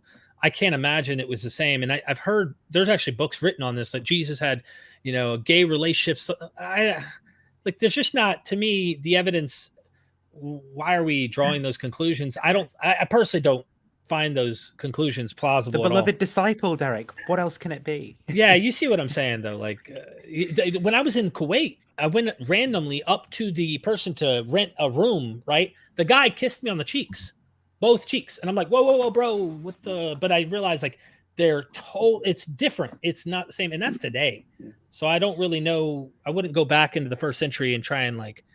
There's gay lovers and like what does it mean for Jesus to have this one apostle that he loved? Like, didn't he love them all? Like why is this one apostle cuddling up with Jesus and Jesus loves him in a special way? Like, well, maybe I have I baby my youngest son. I love all my kids, but they think I cherish one of them, and my wife says you do, and I'm like, what are you talking about? I treat them equally. No, I don't. I favor one. And doesn't the Bible allude to James, his brother, being like the last one to believe or something along those lines, if I'm not mistaken? I think that's one of the ways of interpreting that.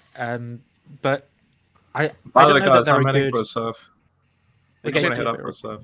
So there's something suspicious about that, because if you grew up with Jesus and Jesus he's never like doing anything wrong, he's like lifting rocks with the power of his mind like Yoda. If he's like, you know what I'm saying? Like, unless you go, this is something special. Like for me, I think like if the last ones to believe were like his family, it's because they know like Jesus would rip a fart at the exact wrong moment. It's because they knew that Jesus like was a normal guy, that he didn't know the answers to every single math question. Like, unless you go with the way Mark perceives it, as him being baptized and then getting the Holy Spirit and then becoming Messiah. I mean, that's one way. It makes more sense. When he was a child, he was educating the rabbis. He was right, right, and killing them. Right. I still like the infancy gospel of Thomas, where he just makes a kid drop dead for like. That's amazing, isn't it? And they get mad at Joseph. Joseph, why are you having Jesus kill all these kids? Like, come on, control yourself. The teacher as well. I think he killed the teacher as well. Hey, real quick, shout out Henry M. Thank you for the super chat. Peace to my atheist brothers. Keep up the great work. Thank you, Henry. I appreciate the love and the support. Doc Ploromanot, had it not been for the betrayal, arrest, and trial of Jesus, there would be no crux, and thus no salvation. If Jews were the catalyst, shouldn't they and be implied proxy Satan be venerated? So this gets into the anti-Semitism, like Like, why are Christians blaming the Jews? And I'm not speaking for you, Jackson. I'm definitely, that would be a broad stroke, but you know how anti-Semitism was in the church. Why didn't they see that Is as in like the church? Is well, in the yeah, church. They betrayed God. I've They seen betrayed God, someone to Derek. my face that the Right. Holocaust was because Jews killed Jesus. Right, and that's why I'm As a like, Jew. if it weren't for them, then you wouldn't be saved. So why aren't you why aren't you giving? Hey, thank you for doing what you were predestined to do, so to speak, as part of the plan. Anyway, I got an echo coming in. Oh, a little bit. Let me get this next super chat here, and I didn't want to keep it on the screen too long because then it covers the bottom row. Ronnie S. Was Virgin Mary a Christian? Did she accept her own son as her savior? And Mark 3:21, Jesus' family think he has gone crazy. Did the family forget that he was the son of God and born of a virgin? Wow. It's an interesting question. It is. Because Mark doesn't talk about the virgin birth, right? But Matthew does. And how does his family not realize who the hell he was? Especially Mary, she's the one who gets pregnant by the Holy Ghost. Like, why would she have any doubts at that point? It makes zero sense. Thank you for that super chat, by the way. Did you want to comment on that? Anyone? Well, it really depends what you mean by Christian. If you by Christian you mean just a subset of the Jewish group, maybe, but as a separate group from Judaism, no way. Even in Acts, people are being portrayed as following the Jewish holidays and the Jewish practices. So you know, they were Jewish. I would say that, of course, Mary was she was a sinless woman. So she must have believed in Jesus when she first heard it. Are you Roman Catholic? No, that's not true. What? Next. It's just silly though, because she literally has a miracle birth. Like, it's the silliest thing to think that she would not believe at any moment in this whole narrative, right? Yeah. Right. I mean, if she raised Jesus and she got the thing from Gabriel, why would she not believe it? Danny Sanchez, thank you for the super chat. Just been having a discussion with an evangelical on one of MythVision's video comments. While we were both respectful, his mental gymnastics and willingness to flip on his own arguments was telling. Well, thank you for the super chat to let us know about that. We don't even know the context of the conversation, but, you know, seriously, though, thanks for that support, my friend. I really appreciate it. All right, we caught up on the super chats. I just like to make sure nobody's hanging. Where do we go from here, my friends? I have a little more time, right? Where do we go? I have something. I have an interesting belief that probably not a lot of you believe. I think that Christianity, like, was a scam from very early on, like a money scam. Like it talks about how, like, Judas used to carry the money bags. Like all the church would give their money like to Judas, and Judas was stealing from the purse, like was holding the purse strings and would take money out. Like, I think there was always this like idea that Christianity could be useful as a tool to just like get money from people and control them. And like, I think that the way that it talks about money in the New Testament just makes it the perfect tool for people to like scam other people and take all their money. Like, your money is worthless. You know, you're just rely on God. Give all your money to the church. And if you promise to give your money to the church and you don't give it, well, then God is going to strike you down, like in the book of Acts. Like, I think Christianity has been used that way for 2,000 years. I think it's used that way like all the time. Like, just unscrupulous people like telling people stories so that they can steal money from them. Like, that is a really weird passage though, with the two husband and wife that are like, yeah, we're going to sell our house and we're going to give all the money to the church, and then the wife is like, keeps a little bit for herself and just drops dead. That is a really strange passage. Yeah. Like, you know, I don't know. The Holy Spirit strikes her down for not fulfilling their promise to give them money. And she's a believer in Christ too. She's not like she's not believing. So why does she have to die? I thought that's your ticket to eternal salvation, just being a believer, right? When I was a Christian, I can't remember. I don't think I had a good way of dealing with that. I think I just sort of thought there's going to be some reason why that's in there that's not like truth tracking, right? because God wouldn't do that. But I don't know that I had but why independently think that? I don't know. It is weird. Does it sound like a way to scare people into giving money to the church? Like, doesn't it just sound that way? A little bit. Well, I agree. It's Yeah. a loan shark thing, almost like your kneecaps. You don't pay back what you owe. I'll put it this way. So while I don't take that kind of motivation as the driving force of necessarily of the early church, I think that, and this is where I would go with this, I think Acts is painting an image of the development of the earliest Christianity. It was communistic. The whole notion is to be one. The end is near. We all in one community. We're gathered together. All is equal. My food is your food. My clothes is your clothes. Like, we share in everything that we do. Like the Essenes. Right. Yeah. Right. Like the Essenes. And that, of course, movement. Or Heaven's Gate. Yeah. Or Heaven's Gate. Yeah. No, I really do. And I know it seems disrespectful. But you have to say how you really think about some things. And for people who are of faith, like Caleb, he's got thick skin. Caleb's been around for a while. He knows how to. I see the Jesus cult. I really think there was a guy at the basis who's teaching ideas that sound very much like modern cult members that I've heard. That they literally excommunicate their families, Jehovah's Witnesses, Mormons, Scientologists, all of them. They literally say the movement first, everything else secondary. And Jesus gives these hints, I think. I do think an echo of an apocalyptic cult leader from the beginning is saying, you need to love this message I'm teaching you, the kingdom of God. All right. You should hate your mother, your father, your sister, and brother. Okay. And come follow me. Believe in this. And that is exactly what we see perpetrated in cults today. So much so that, like, when his mother and brother come to talk, he's like, who is my mother and my brother? No. And this seems to be something early. It sounds like a real thing with a real cult going on. I don't think it's necessarily a money scam. I don't rule out the possibility. I just don't think that's the motivating factor. I think these are superstitious people who are really believing the end is near, and maybe some people took advantage of that. I don't know. I think a lot of it for me is because, like, I get 20 scam phone calls a day on my phone. I don't know if any of you deal with that. I get scam emails. I know that people do those things all the time. And when I look around me at the new religions that are being formed and different cult groups, I think a lot of them are just scams, people making money. I look at Joel Osteen. I look at, gosh, the list is just endless, right? There's just so many of them. And I think Caleb will say amen to that one. He's like, amen. Kenneth Copeland, 2,000 years ago. We just don't really know, right? We don't have anything that Jesus wrote. And all the stuff that we have because it was passed down from this person to this person to this person to this person. And who knows the real story of the formation of all of that.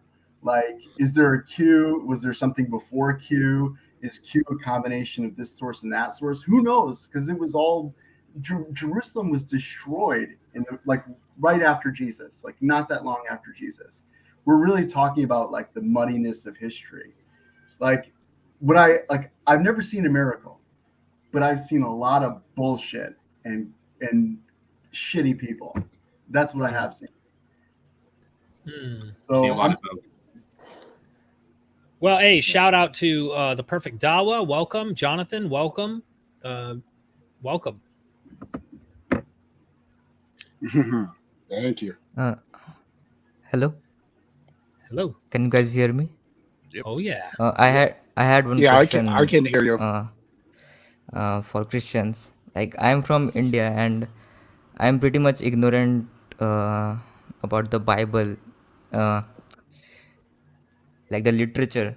I've never read it, so but I was just interested, how do you see Jesus as a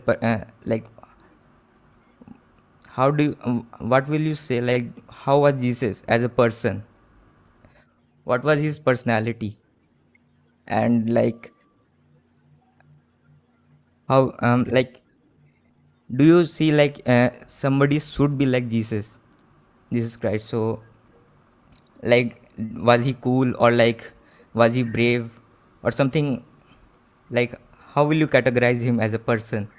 And will you do you want to be like him as a person? This was my question. Are If there there any are any Christians here? Christians on the panel, please. I mean, if I were a Christian, I'd say Jesus was fantastic and he did everything perfectly. He never sinned. You should want to be like him because he's a perfect example of how a human should live. He was always kind and graceful and generous, and he never did anything wrong at all. But you're talking to a panel of atheists. So, like, if you ask me, I would say he could be a bit of a jerk sometimes, like when he reviles the Pharisees. It's just like a chapter of him calling people names. And he talks all the time about how he's going to, like, kill all these people and do these terrible things. And that's not very nice. Like, so I think it's a mixed bag. I think, at least from the New Testament, like how the New Testament portrays him, like, which doesn't necessarily reflect exactly who he was in real life, because, you know, we didn't have any video, like, recordings of him, right? So, but the way the New Testament records him, I think it's kind of a mixed bag. Any Christians? I'd have to agree with that. I'd like to ask you a question. The guy who called in, I agree with everything he said. Let me ask you, the God or gods of your religion, how do you view them, and do you want to be them? Because I think in Christianity, we really lost the plot of the angry God and the nice God and the God of this and the God of that. We consolidated it down to one, and then we really lost the prize of things that can come from, you know, religion, whereas in other cultures you see many gods with many personalities that really are more relatable to us psychologically wise. Yeah, so I'm actually an atheist, but like there are many gods in India, and like they have their own stories and myths and all that. And like I'm also like pretty much ignorant about many of them. Like there are many like many gods here, and like different societies, even different societies have different like stories, even different stories how they, and like some stories are like, I would say, cool, or like not so cool, bad in like moral sense. And so I'm an atheist. Like I think they are all stories. Like they might teach sometimes us like about some moral, like how should we behave, or like some moral stories, and like some pretty horrible stories. And yeah, so this is my view to Hinduism. And like, so I don't have like Christians or Muslims or Abrahamic religions. Like people are not around here. Like, so I listen to all of you guys and like the atheist channels and the debates about this type of thing. I'm interested in this type of thing. So Well, thanks just for asking. I was just curious. I'd like to hear Scholarvid and Nathan's thoughts on this as well. Like, what do you think about Jesus as a person? Well, And how do you sift between the myth and the like? Where do you draw that line? Like the morals, lessons, or whatever. In my case, when I'm really skeptical, some days, you know, I just have no idea, because there's so many contradictory accounts, isn't it? In other days, I think I hang on to the maybe the most optimistic approach, which is to say, well, it was probably a Jew trying to reform Judaism, trying to make it more palatable to people, trying to reach out to the poor, making lives a bit better to people. That's all, but not much.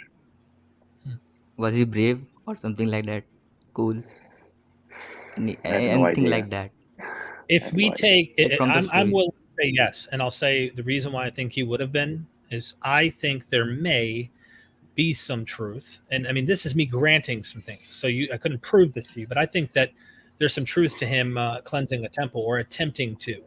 I think that if he was put to death, it may have been because he could have played some significant role in that particular action, and that takes balls.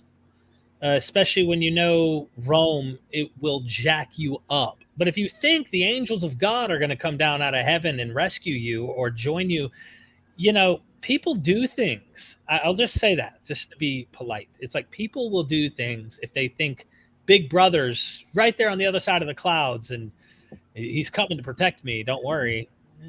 You know. Did you see the cleansing of the temple? Yeah. Is do you know if there's like outside, like are there Jewish sources that talk about like the temple having been cleansed, like early Jewish? By Jesus or by other people? Who? I'm sorry, everybody said it at the same time. I said by Jesus or by. There's no other external source that talks about Jesus cleansing the temple. See, like that seems like it would be a big deal. Like you think that somebody, but I don't know. Maybe like I know Josephus that mentions 2 occasions of one of which Samaritans do something along those lines. They put bones and it causes the entire temple to get shut down. And I think he also mentions a man. Actually, at the start of the Jewish war, he was improperly sacrificing something to the temple, and that shut it down. They got mad. They went and reported to the Roman governor, and then it was a back and forth, and that's kind of what started the first riot among many. So, and you have, I think, Josephus talks about how Herod Archelaus slayed 3,000 people on Passover in the temple. So certainly, there's been major events at the temple that have happened that have got it shut down.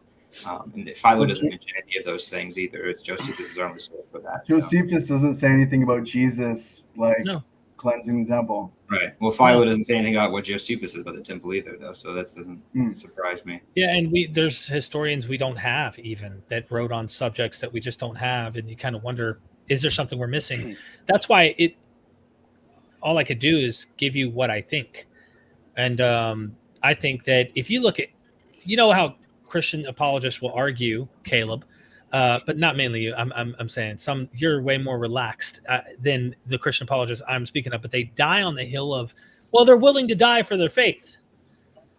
You know, we look at Heaven's Gate, like Nathan said earlier, like Heaven's Gate, we're willing to literally die because the alien spaceship of Jesus is flying over at any moment and they're going to get sucked into outer space. They really believed it. And when you believe in crazy stuff, you will actually do things that you wouldn't normally do.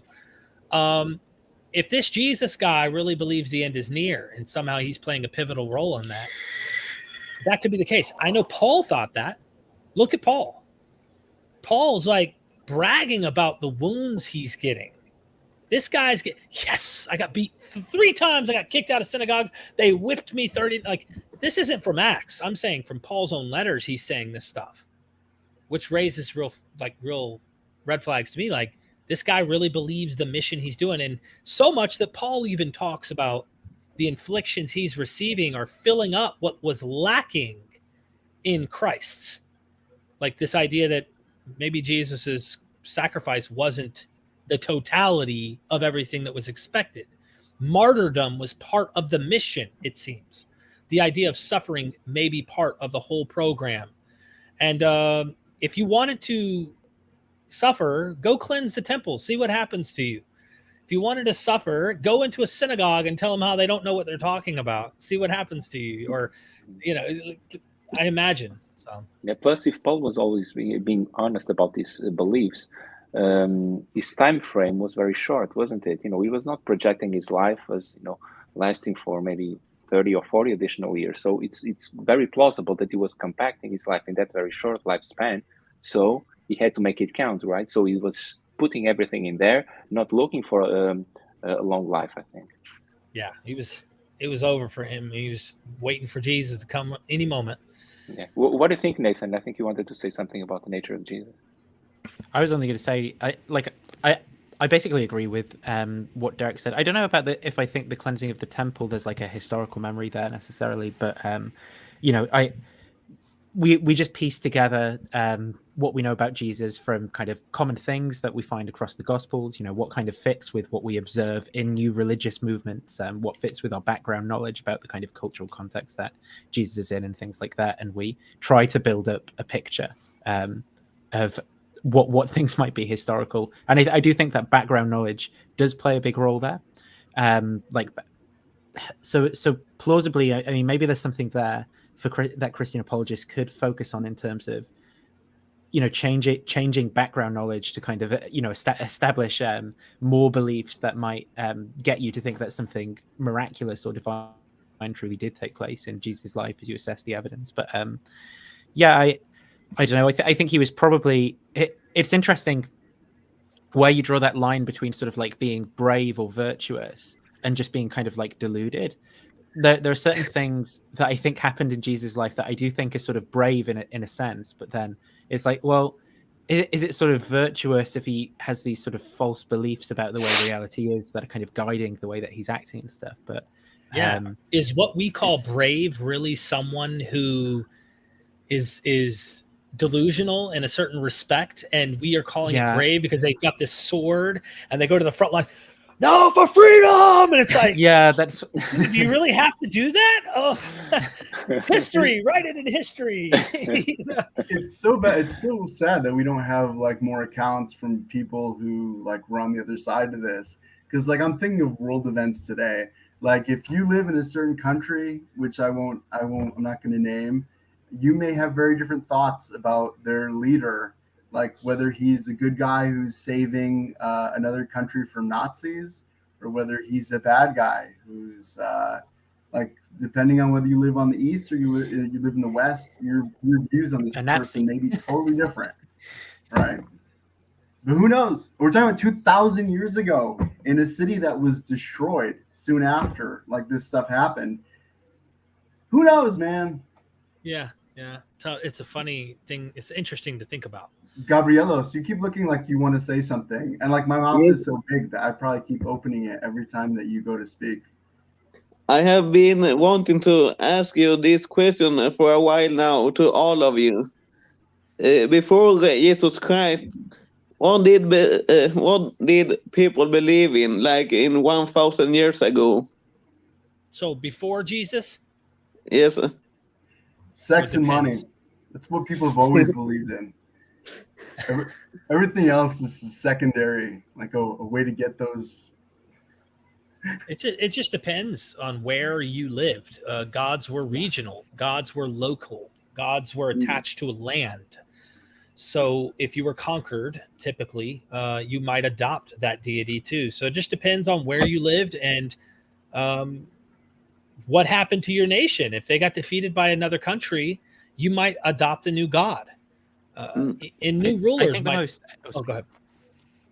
I think the most ancient and widely dispersed across human cultures beliefs are to do with ancestor worship. So, I mean, if you're just going in general, like it's probably most probable that you would like be someone who believed in some kind of like spiritual ancestor worship stuff. But like Derek was saying, it's like highly geographically constrained, right? What culture you're born into as to the specific. And even today, you can see like even if we're all in the same culture, we'll have different like beliefs within that culture. How y'all doing? It's like there were probably so many widely varied beliefs and so many gods and just so many ideas that just like it's impossible to even answer that question. They believe a lot of shit, a lot of bullshit. What's up, JR? What's going on, man? How you doing? Doing good. Hey, so I wanted to come on here and tell you, I'm not a troll, mind you. I did my DNA test and I am 58% Judean. And I am Bedouin and Persian and Italian.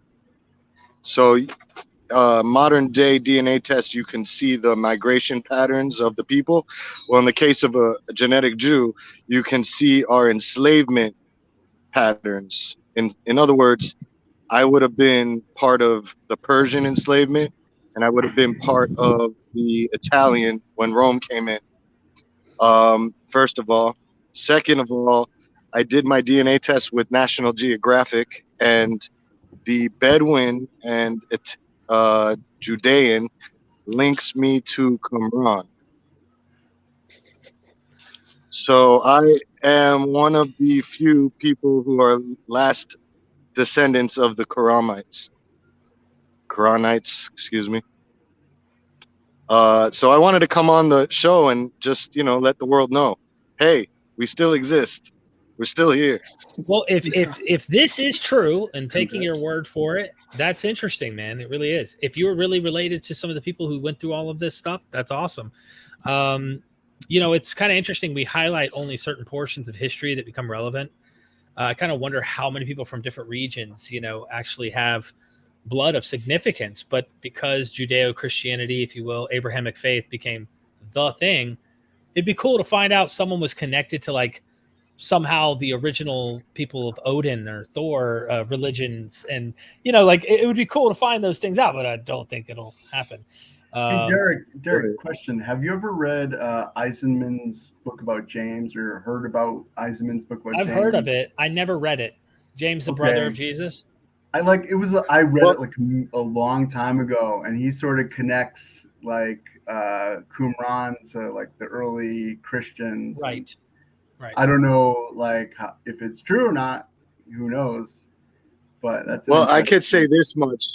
Zedek, like in Melchizedek, Zedek means the just. It means righteous.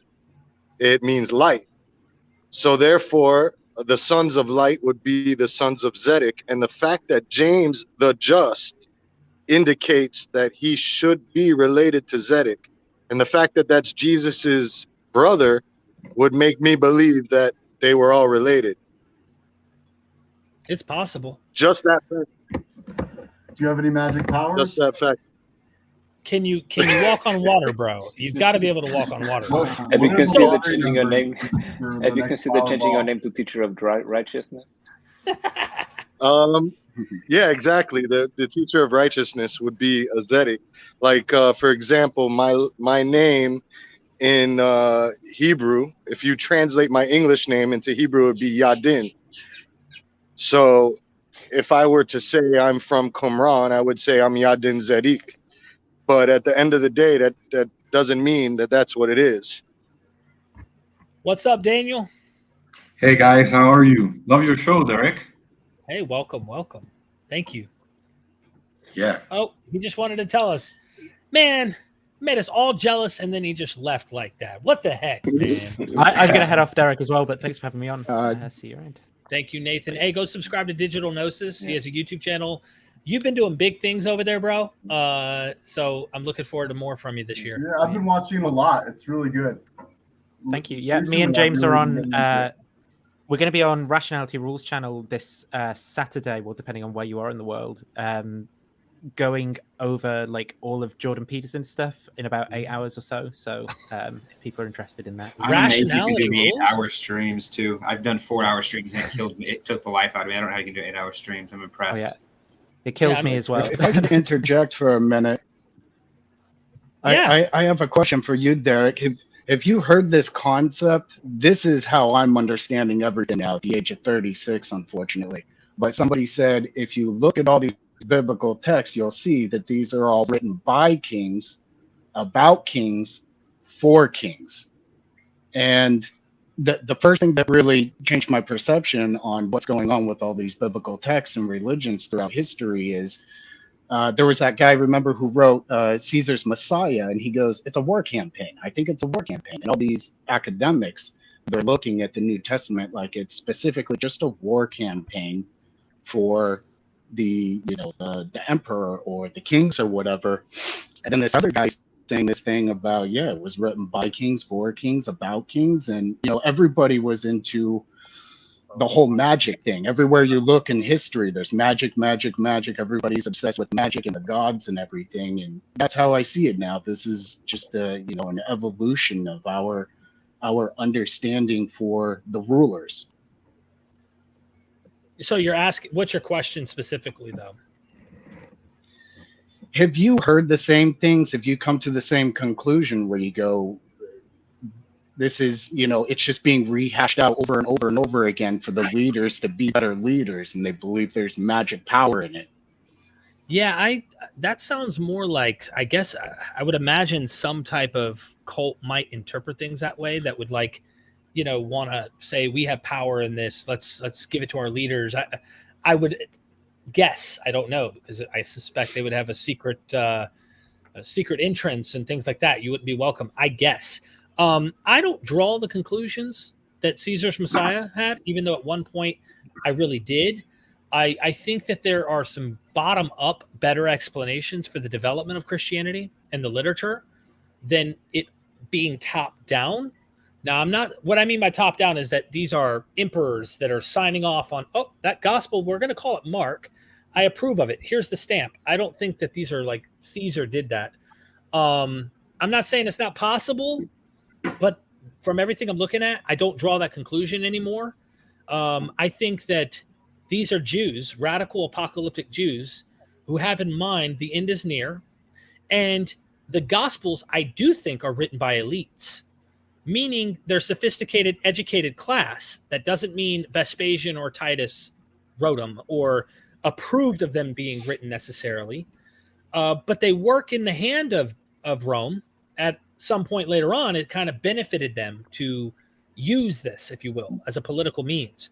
So I don't think from the gate it has the same political motivation that it does eventually when it gets used by the Roman Empire. As far as the Hebrew Bible being written by kings, for kings, about kings, etc., I would get into Hebrew scholars who talk about this and just go to people like John J. Collins and others who are experts on the Hebrew Bible, and they'll tell you that the literature doesn't favor kings often.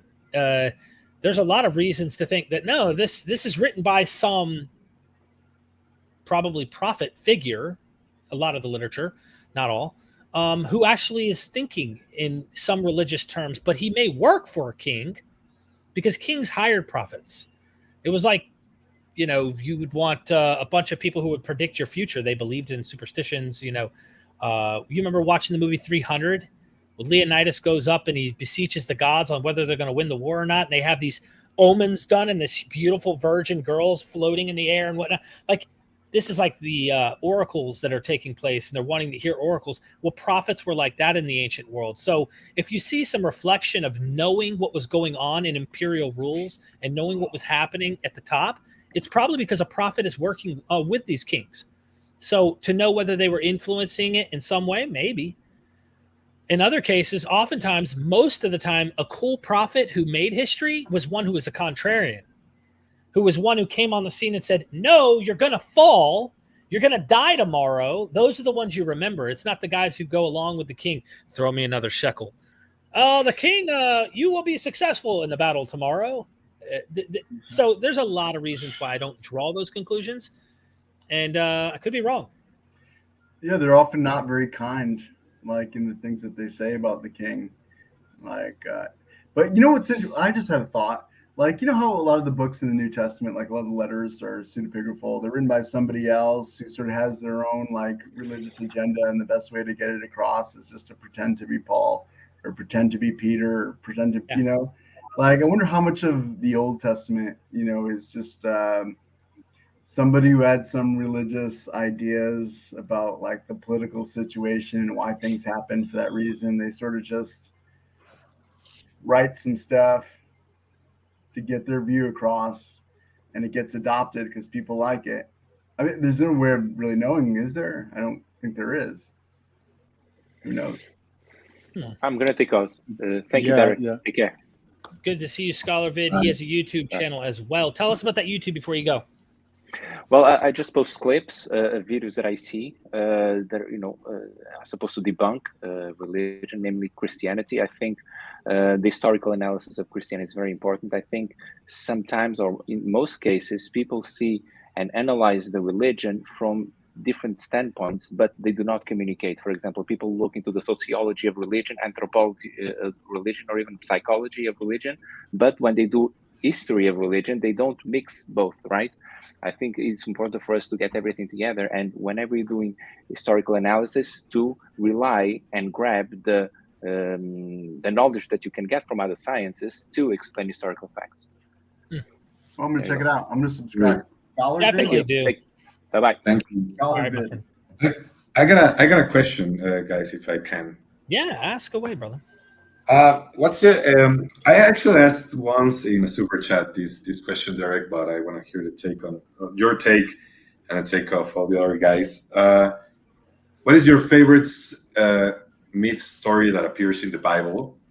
For example, that appears in other cultures or other tales. And I'll give you an example, like the flood in Gilgamesh is the same as the flood in the Old Testament. Or you know that kind of stories. I have one like that people haven't mentioned before. I'm going to tell you if you agree with me on that, because like this is my theory. I haven't read it anywhere, but okay. In the book of Enoch, I can't remember which fallen angel gave the humanity the fire, right, and the ability to make weapons, and that is the same thing as the Greeks. Prometheus. Yes, Prometheus. Right? Yeah, it's like the same thing. I was reading the book of Enoch, and I was like, "This is Prometheus. Like, what is happening?" Yeah. And what's your favorite thing you have encountered that feels like that? Like, I haven't read this before. This is obviously stolen. I like how Dr. Price, I did a video on Genesis with Dr. Price, and he said, I thought this was really cool. You know, we always look at the Mesopotamian literature for Genesis and go, oh, flood myth, Enuma Elish. We see the copying, or at least it is definitely influenced by it, however you want to call it. You can call it copying, plagiarism. I don't care. At the end of the day, it is inspired by previous like cultural, religious ideas, and they have their own mythology. They're just demythologizing it. But what I thought was interesting that Dr. Bob did is he talked about the Prometheus story. Since you raised it up in my head, I have to think about it. And how it went was there's Prometheus and Zeus.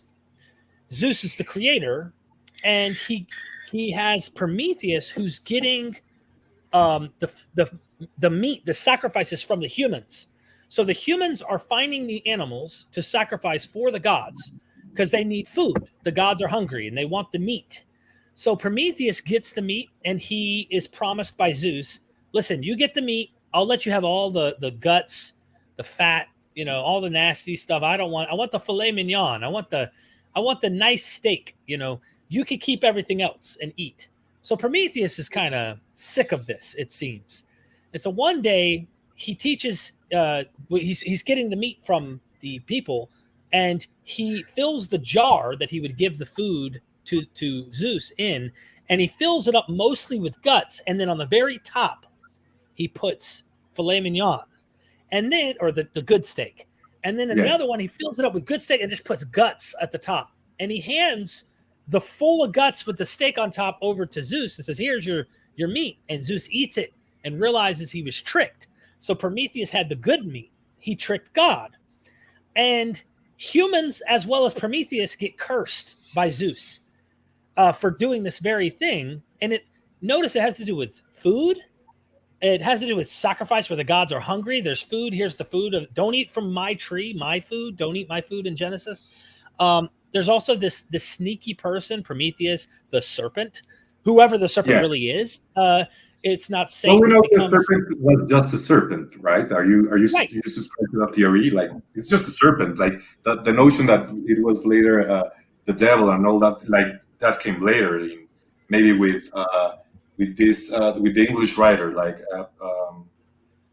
I forgot his name. Like how do you say? Oh, never mind. Go on. I mean, the point is that serpent takes on a new character over time. The same way Leviathan becomes the serpent who breathes fire and whatnot. And this is most likely from Loten, is a community that lived near the Canaanites that also had this mythology of a dragon that breathed fire, Loten. And actually, I just posted a video on my Patreon with Lester L. Graby.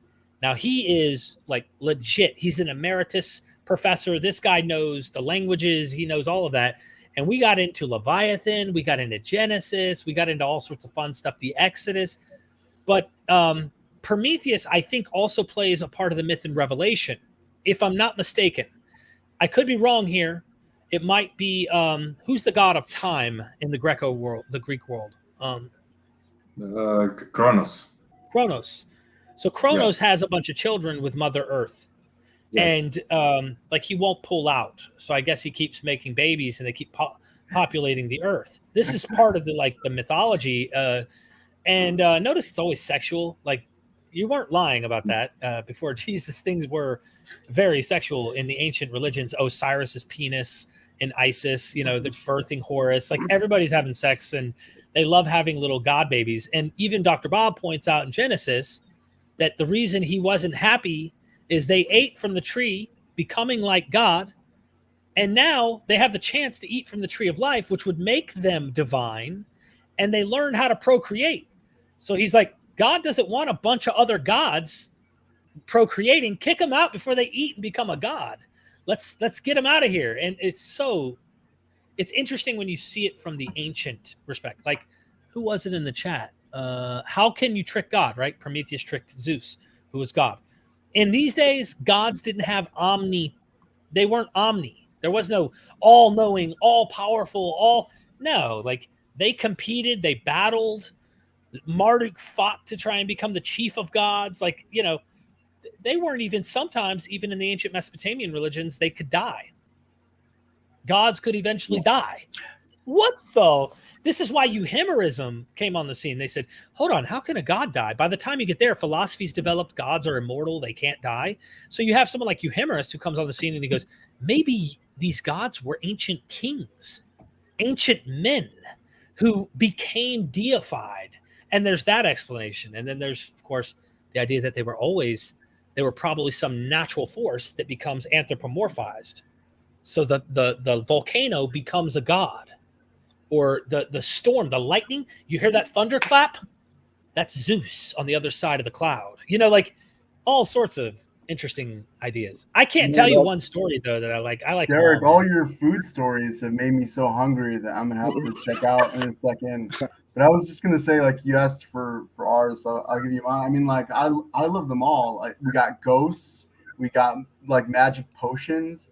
We got magic spells. We got unicorns. We got, like, fantastic sea monsters that we see in other stories. We've got resurrections. We got those in other stories, and that's how you know they're all true.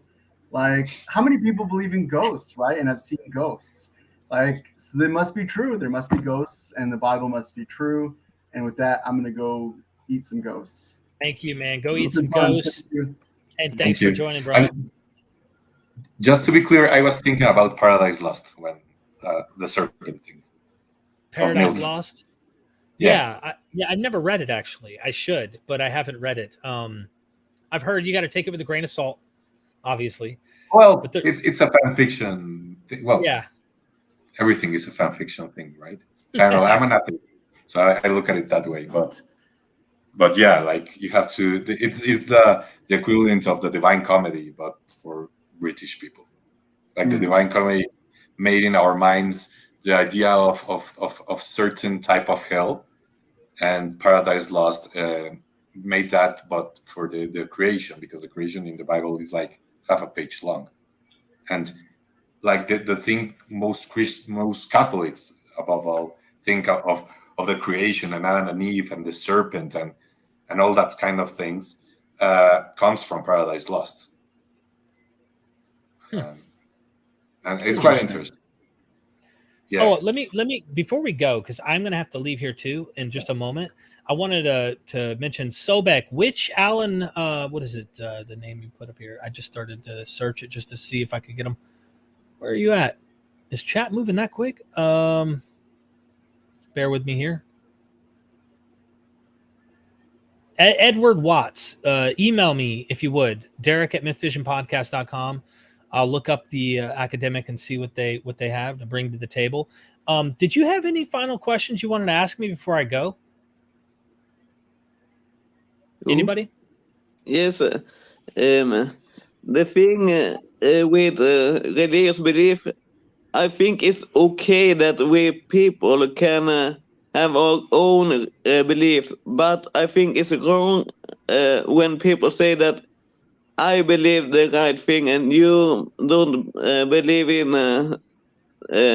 that you believe in false gods. I don't approve that mindset, because us versus them is one of the most dangerous mindsets of them all. And I grew up in a cult, and I think that all people should respect each other. Because when I think about the ancient time, I mean, here in the north of Europe, in Sweden and Finland and Norway, they thought that the aurora borealis was like gods, but it's just the magnetic field of Earth. But I agree with you, by the way. But I think there is some beauty in religious belief, because all beliefs and all stories about myths has a specific teaching, like Prometheus and Satan and Ra from the ancient Egyptian. Yeah, I love the myths. Me too. I love the myths. Who doesn't love a crazy story, right? And make it fun. If it was just strict literal history, the way we write history, I mean, obviously, if it was as sophisticated as some historians are writing history today, sure, but the stories are great. I would love to know the real truth, of course. That's the problem when you go that far back, the way they wrote things. But yeah, thank you for showing up. Oh, go ahead. Thanks. I had one question, Derek. Like, I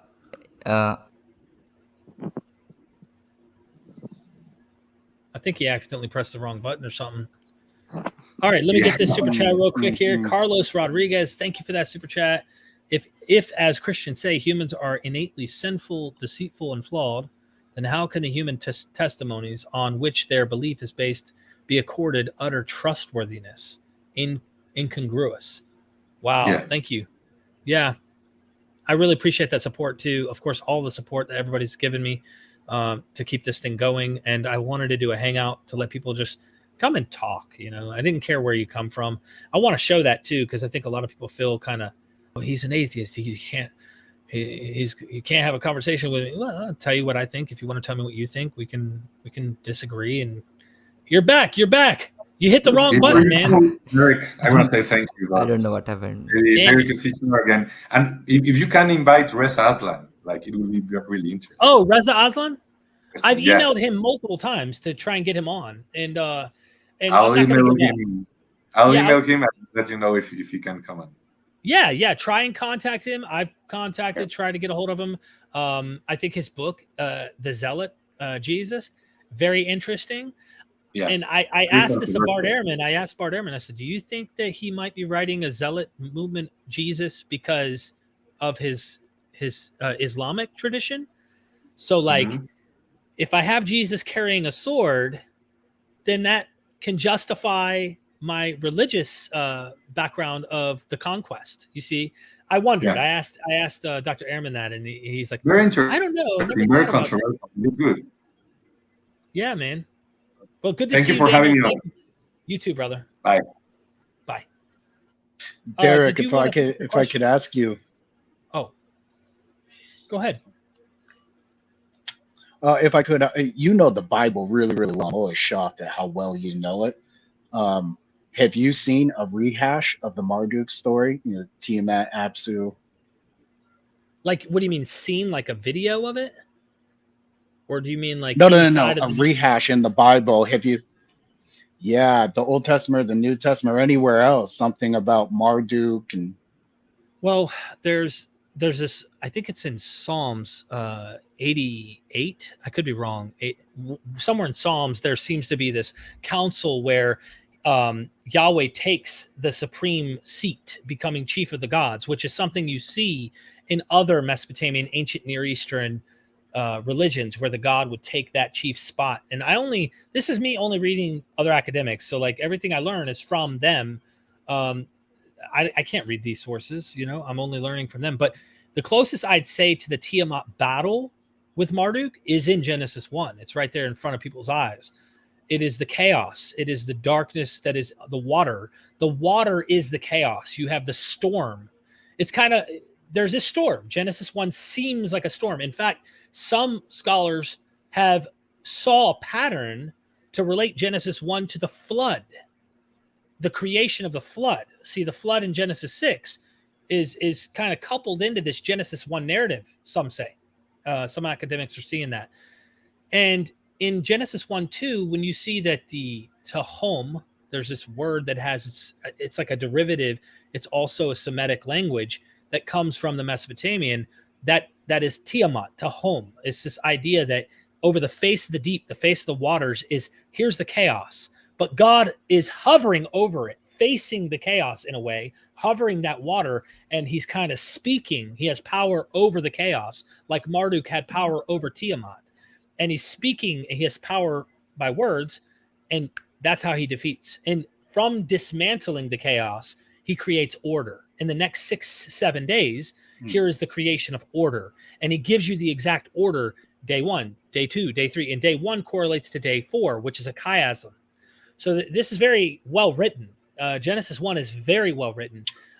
There's a chiastic structure. Day 1 matches day 4, day 2 with day 5, and day 3 with day 6.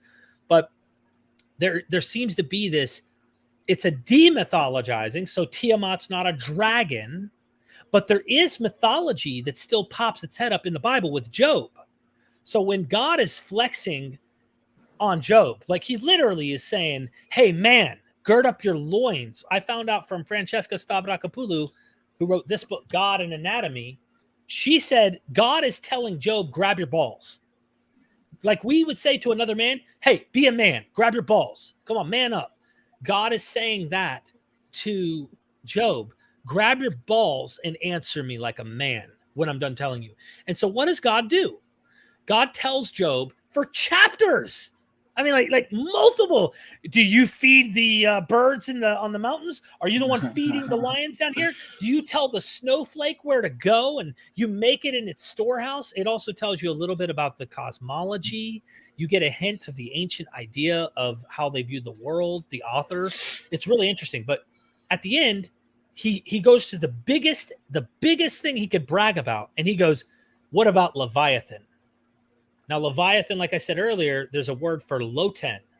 And this is from another kind of near the Canaanite regions. They had a mythology of a dragon that was called Loten.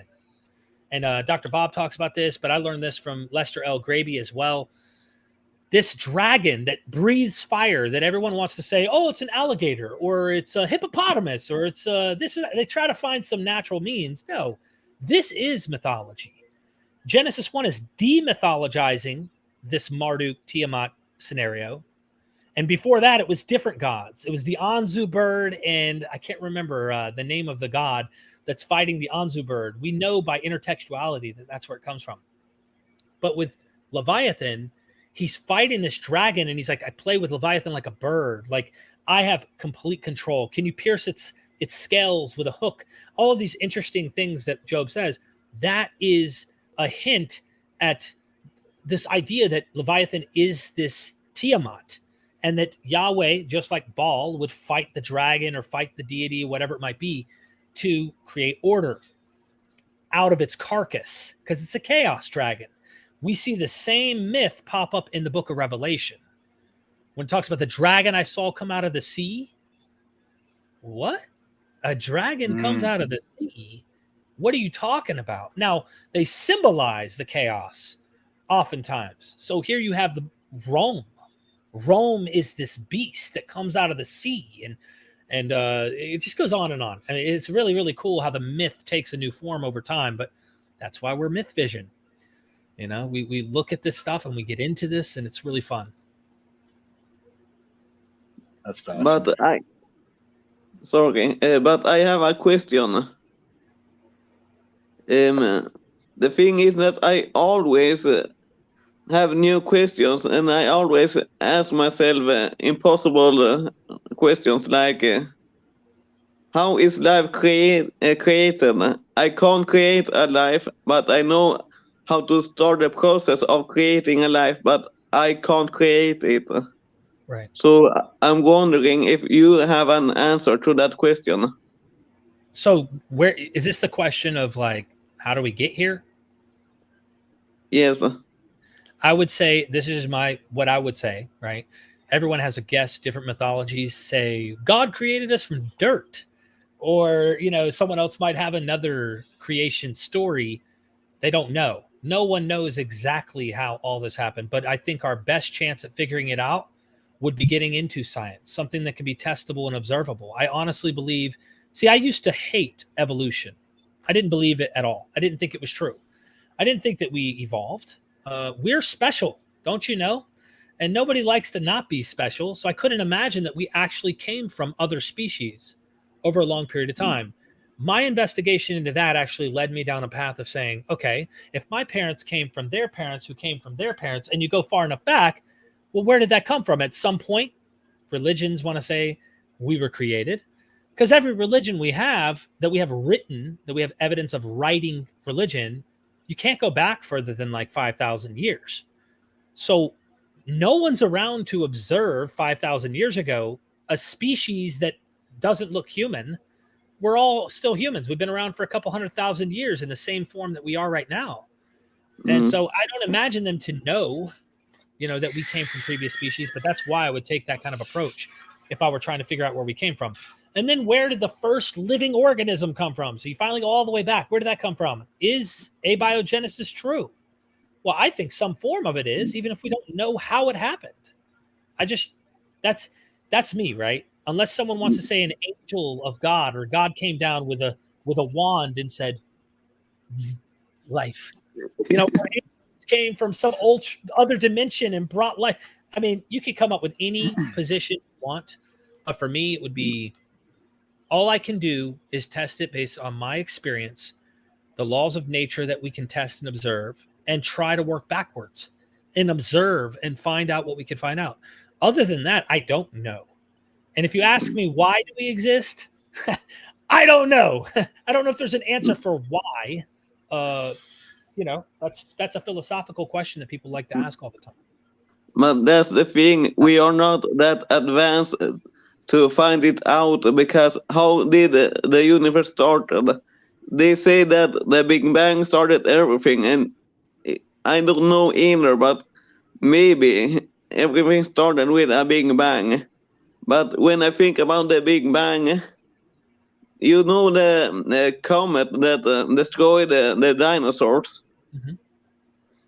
if the Big Bang would be a little bit different, like 1 second faster or 1 second slower, I think that comet would miss Earth. And we'd be riding on the back of T-Rexes? I don't know. I don't know. I'm being funny. Yeah, there's all sorts of fun stuff to get into. Science is what helped me start to get into those questions of is this even true?